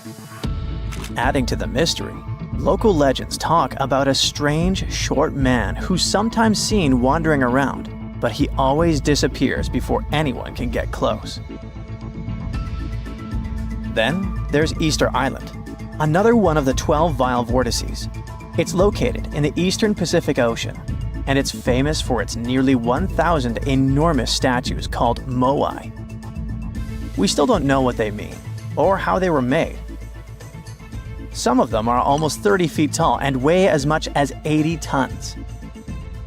Today, it wouldn't be that tough to move and carve these statues, but we're talking about a period between the years 1100 and 1680. So nobody really knows how they did it. Some specialists believe these statues were carried across the island, while others think they were pushed on log rollers. But the most bizarre theories suggest extraterrestrials were involved. Algeria is another land rich in ancient mysteries, and one of the most fascinating is something called the Djedars. These are 13 monuments with square stone bases and angular mounds. built between the 4th and 7th centuries. But the weird part is, no one knows their purpose. One of them had an inscription in Latin, but it was so worn down that the message was nearly impossible to read. The best guess so far is that these monuments were probably tombs for royalty, although no one knows exactly who was supposed to be buried there. What we do know is that there are many myths related to strange disappearances in the region. The next mysterious spot is located south of Tokyo in the Pacific Ocean, and it's called the Dragon's Triangle. Does that name ring a bell? Yep. Just like the Bermuda Triangle, this area is known for strange disappearances of airplanes and ships. One of the most chilling stories dates back to 1945, when a plane allegedly vanished. The pilot supposedly sent a radio transmission right before the aircraft disappeared, claiming that something strange was happening in the sky, like it was opening up or something. While this story is definitely eerie, the truth behind it and many other Dragon's Triangle legends is still up for debate. If you type Hamakulia volcano into Google Earth, you'll find it located in Hawaii's Ring of Fire. But this place is so shrouded in mystery that it's hard to find much information about it. Some legends speak of unusual electrical energy being detected in the area, and there's even a story about an eyewitness who claimed to see a plane flying over it totally disappear from the radar. Another eerie spot is the South Atlantic anomaly, which is an area on Earth where natural radiation flows out of control. While this doesn't affect our daily lives on the surface, it has a pretty big impact on Earth's atmosphere. The radiation there is so intense that it can knock out the onboard computers of spacecraft and interfere with the data collected by satellites passing through the area. To deal with this, specialists had to add an additional shield to the International Space Station. The South Atlantic anomaly is also linked to a weird event that astronauts experience called cosmic ray visual phenomena. They've reported seeing random flashes of light or shooting stars out there in space, but it's all just some kind of illusion. From wild radiation to strange seismic activity. The Wharton Basin in the Indian Ocean is a place known for unusual tectonic events. In April of 2012, a massive earthquake measuring magnitude 8.6 hit the region. This was considered the largest intraplate earthquake ever recorded, meaning it happened within a tectonic plate rather than at its boundary. This caught the attention of scientists, who now speculate that the region might be forming a new boundary between the Australian and Indian plates. But for now, this is all still one big mystery. Now let's head to the Pacific Ocean. More specifically, to the New Hebrides Trench. This submarine trench is about 750 miles long and 45 miles wide. It formed when the Australian plate slid under the New Hebrides plate. There's no doubt that this is one of the creepiest and deepest spots in the ocean. The danger isn't just down in the deep sea either, as this trench has been connected to several earthquakes that affected New Caledonia and Vanuatu. This area also has some strange features. For example, when scientists explored it, they didn't find a single grenadier fish down there. This type of fish is one of the most common deep-sea creatures you would expect to see in trenches around the Pacific. So why aren't they around the New Hebrides Trench? Maybe they know something we don't. The two remaining vile vortices are the North and South Poles. These two are on the opposite ends of the planet, but they share one thing in common: strange disappearances. One of the most famous stories from the North Pole happened in 1897. 3 brave explorers set out on a journey to reach the North Pole using a hot air balloon. But they never completed their mission. Their mysterious disappearance remains one of the most intriguing, unsolved mysteries in the history of Arctic exploration. The South Pole is also known for similar mysteries. It's believed that hundreds of people may be buried beneath the snow and ice of the coldest continent on Earth. Even with all the advancements in technology and knowledge, the South Pole can still be extremely dangerous for anyone who ventures there. The temperatures can drop to almost minus 130 degrees Fahrenheit, and the winds can get up to 200 miles per hour. And that's definitely enough reason to stay away. Now that you're familiar with the 12 vile vortices, let me tell you something even stranger. If you look at a map, you'll see that these places are arranged in a way that looks pretty similar across the globe. Here's the weird part. If you connect these spots where unexplained events have occurred, you actually form the geometric shape of an icosahedron. This could be just a huge coincidence, but the fact that these mystery spots align with this shape makes them even more intriguing. Welcome to the Spirit of Discovery cruise ship, which will take you on an unforgettable sea voyage around the Canary Islands. The azure endless ocean, delicious food, the highest service, premium cabins, and a terrible nightmare that you will probably remember for the rest of your life. This is exactly how one luxury trip of the Saga Cruises Company ended last year. Instead of relaxing during the cruise, passengers felt fear and horror, and even had health problems. And that's why. On October 24th, the Spirit of Discovery liner started a 2-week cruise around the Canary Islands. There were about 1,500 people on board. About 1,000 were passengers, and the rest were crew members. The first week went great, but then the liner encountered a serious problem called nature. There were strong winds and big waves. The captain decided to return to the UK ahead of time, but the decision was made too late. The ship was caught in a severe storm in the Bay of Biscay. A powerful wind with a force of 11 points hit the vessel. To make it easier for you to understand, the 11-point wind is able to tear out trees together with roots, destroy residential buildings, and plunge entire cities into chaos. Such a storm is rare, but Spirit of Discovery was unlucky enough to get into its epicenter. 11 points is the penultimate place on the Beaufort scale, which determines the wind rating. The most powerful storm has 12 points, and this is a hurricane. The wind reached a speed of 65 miles per hour, which is about the same as the average speed of a car on a highway. Not only did it push the Spirit of Discovery, but it also raised huge waves 25 feet high. Just imagine a wall of water the height of a 3-story building collapsing on a lone ocean liner. At that moment, the captain sent a message to all the passengers through the cabin speakers so that no one left their place. And his voice sounded worried enough. All the passengers had to lie down and hold on tight. According to the witnesses' words, the ship remained caught in the storm for about 15 hours. They held on with all their might so as not to crash into the walls and floor. All this time, tables were flying around the ship, dishes were breaking, furniture was moving all over the cabins. The waves smashed windows, partitions, and doors. Some people were knocked down because they couldn't hold on for so long. The storm hurled the passengers from ceiling to floor, from wall to wall. The ship's crew turned the dining room into a medical area to provide assistance to those who had been hurt. Despite the difficult and terrible conditions, the ship's team did a great job. They regularly informed passengers about the current situation and tried to calm everyone down. There was no panic and chaos on board.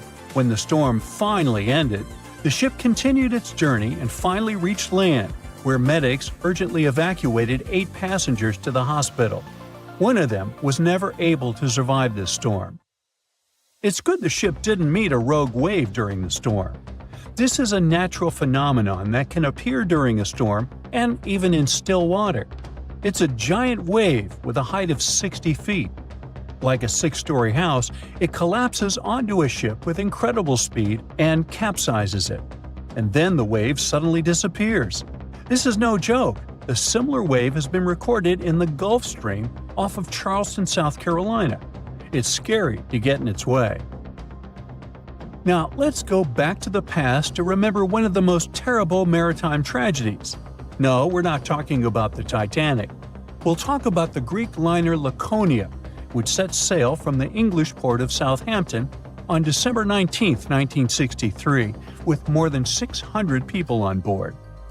However, just 3 days later, a terrible tragedy happened to the ship in the boundless waters of the Atlantic.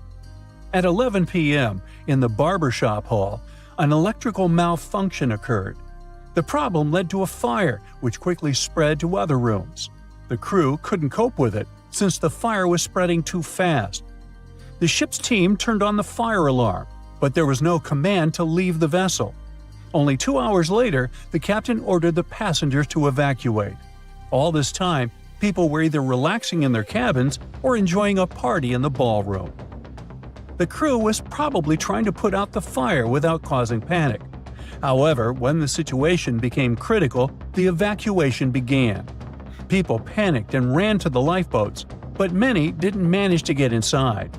One of them was John Morris. He survived this catastrophe and shared his memories of how he put his family in a lifeboat while he stayed on board the ship. He didn't even have a life jacket. Since there was nowhere to go, the ship's crew opened a bar so that people could relax a little.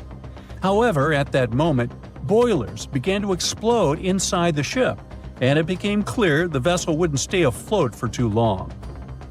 John Morris decided to jump into the water right in his tuxedo. As soon as he was overboard, he grabbed onto a piece of wooden deck cargo and swam as far away from the ship as he could. The giant liner could sink at any moment, and when such a huge object goes down to the seabed, it forms a water funnel that pulls along everything around.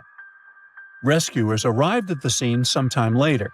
Fortunately, John Morris's pregnant wife and young son were alive, but his mother-in-law unfortunately didn't survive the disaster, like many other people that day. Of course, after this incident, the Greek Ministry of Merchant Marine initiated a thorough investigation. For 2 years, they collected information from passengers and the captain, studied the technical characteristics of the ship, and eventually came to certain conclusions. According to them, the ship's crew gave the evacuation order too late. Not all passengers were able to get into lifeboats, but half of those boats remained on board because of the chaos that prevailed during the evacuation. Several officers of the liner were accused of negligence, but the captain and his first mate received the most criticism.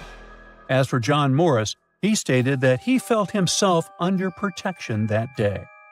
Another unusual story happened on a cruise ship relatively recently. Spoiler alert, the ship didn't sink, there was no evacuation, and the weather was good.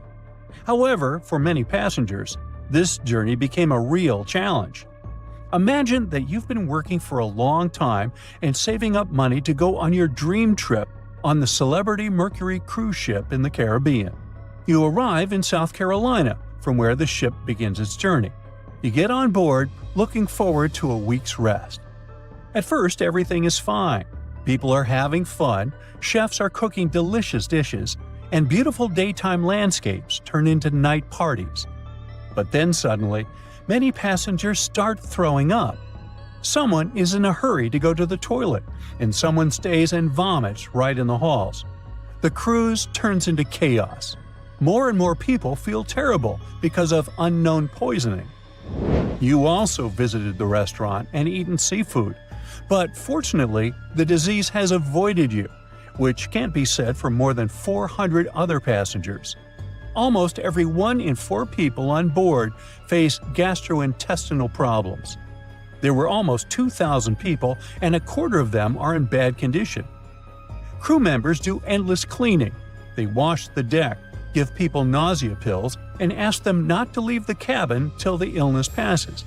The captain sends several samples ashore to determine what caused the poisoning. Unfortunately, the cruise is already ruined, and all the passengers have unpleasant memories. So the company organizing the trip issues certificates that can be used on future cruises. It's not the most pleasant experience, but it's still better than nothing. Now, imagine if, instead of just feeling sick, people got infected with some kind of bacterium that would turn them into zombies. It would be much more exciting and scary. Now, do you think you could survive on such a ship full of zombies? And how would you do that? Tell me about it in the comments. The ground suddenly starts shaking. Clouds of gas start forming in the sky, making it dark during broad daylight. Bits of the ground start swelling, lifting, and even collapsing. These are the telltale signs of a volcano that is bound to erupt. And this is what could easily happen again with Mount Spur. It's only about 75 miles from Anchorage, one of Alaska's busiest cities. More than half of the population of the northernmost state of the US live there. There's also a huge amount of air cargo that passes through its international airport daily. So anytime a volcano this close to such a vital hub begins to get restless, people start paying attention. Just FYI, approximately 350 million people in the world live within the danger range of an active volcano. That means that around 1 out of 20 people live in an area at risk of volcanic activity. Alaskans probably wish that Spur's reawakening was fiction, but it's actually true. The Alaska Volcano Observatory picked up on several of these "I'm about to erupt" signs from Mount Spur. So much so that they raised the alert level to yellow, which means unrest above normal background levels. Spur erupted twice in the 90s, and it was pretty intense. If we were ranking volcanic eruptions on a scale from 1 to 10, these eruptions would rank a 6 or 7. Not that terrible, but still worth 10 to 17 million in damages. However, these numbers are nothing compared to Alaska's 1988 Redoubt eruption, another volcano that erupted and summed up a staggering $345 million in damages. Mainly because its ashes hit aircraft engines, such as the KLM 747 that lost power after all its engines went off due to the ashes. If people weren't paying attention to Alaska's unstable geology before that, well, they surely started to after it. When you think of the hazards of volcanic activity, the first thing that might possibly pop in your mind is Pompeii, Italy. Of course, that's the worst-case scenario, a city being engulfed by lava. Spur may seem innocent compared to Vesuvio, but it still took its toll. The last time it erupted in the 90s, and it threw volcanic aerosols over 60,000 feet into the atmosphere. Let's get our science straight here. Think of volcanic aerosols like liquid particles that are released into the atmosphere during an eruption. These particles are usually created when gases from a volcano, such as sulfur dioxide, combine with water and other particles that exist in our atmosphere. These aerosols can actually cool the Earth's surface since they reflect sunlight directly back into space. And that's not the worst part. It can stay in the atmosphere for several years after an eruption, causing lots of health issues. The eruption unleashed blazing fast avalanches of hot gas and ash called pyroclastic flows, along with thick, muddy floods known as lahars. Oh, and there were also the massive volcanic boulders. These rock chunks were huge, some over 3 feet long, and they blasted out from the volcano like nature's cannonballs, landing more than 6 miles away. All that volcanic heat melted part of a nearby glacier, kicking off debris flows that dammed up the Chakachatna River and created a whole new lake along the valley. Some good came out of Spur's first eruption, though. The main lesson was, volcanic monitoring pays off. The local monitoring was able to reduce the economic damage done by the eruption, especially for a city that has an intense air traffic. Spur is deemed as dormant for the moment, but it could go off anytime soon. You see, volcanoes are classified as active, dormant, or extinct, depending on how much action they're putting on. If it's still active, it's still rumbling and erupting somewhat regularly. Dormant means it's had some recent activity, but it's still lying low for now. And extinct, that's when it's been quiet for such a long time that we figure it's done for good. One of the US's most dangerous active volcanoes is Mount St. Helens. This volcano is actually responsible for the most powerful eruption in US history. Its last blast was so intense, it threw off about 1,300 feet off its summit. Basically, the top of the mountain vanished, and if you thought Mount Spur's ash cloud was impressive, St. Helens wins the competition since it launched its ashes 80,000 feet into the sky. Eastern Washington plunged into total darkness. But it wasn't just that. In a matter of 3 minutes, the eruption hurled 3.7 billion cubic yards of blazing rock and dust, enough to fill 1 million Olympic-sized pools across 230 square miles of lush forest. Actually, the earthquakes that anticipated the eruption started weeks before May 18, 1980. A ground shake of magnitude 5.0 went off, triggering a landslide on one side of the volcano. By the end of the official eruption date, 57 people had lost their lives. Nearly 7,000 big-game animals like deer and elk were wiped out, and millions of birds laid scattered on the burnt earth. Researchers don't think St. Helens will blow at the same magnitude again anytime soon, but they're keeping an eye on it, because this volcano is not exactly finished. By the way, the word volcano comes from the Roman name Vulcan, which was the Roman deity of fire, and they often happen at the meeting point of tectonic plates, which are the pieces of the Earth's surface that fit together like a jigsaw puzzle. The so-called Ring of Fire, located in the Pacific Ocean, is the world's danger zone when it comes to volcanoes. It contains between 750 and 915 active volcanoes. The largest volcano located in the Ring of Fire, also the largest active volcano in the world, is the Mauna Loa. It's over 13,000 feet high, and it's located in Hawaii. Researchers say that Mauna Loa has been erupting for at least 700,000 years. Its most recent eruption began on the 27th of November 2022, and it lasted until December 13th. It's been quiet since the 80s until it decided to wake up again. Thanks to constant monitoring by the Hawaiian Volcano Observatory, it didn't cause any casualties when it last erupted. Scientists have been investing big time on volcanic monitoring, not only to reduce economic hazards, but also to save lives. The most recent attempt has been to drill into volcanoes.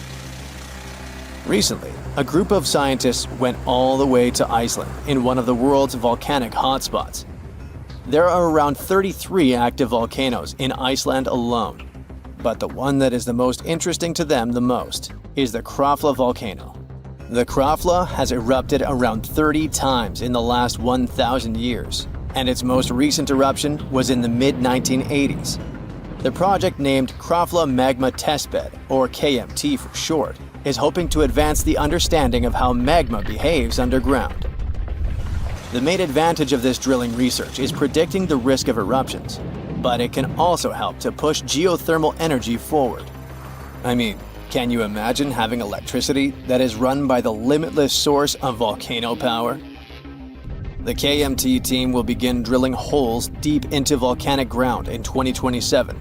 They're aiming at reaching over a mile into the ground. After all, it's different to monitor lava activity when it's on the surface than when it is still below ground. This will allow researchers to listen to the pulse of the Earth, according to them. They're saying this research is as revolutionary as the first time man went to the moon. Oh, and speaking of that, I was shocked to discover that volcanoes exist all throughout the solar system. Yep, other planets and moons have volcanoes too. The largest volcano in our solar system is Olympus Mons on Mars. It's a shield volcano, much like the ones that make up the Hawaiian Islands. It's about 370 miles wide. If we transported it all the way back to Earth, it would almost occupy all of Poland. Yikes.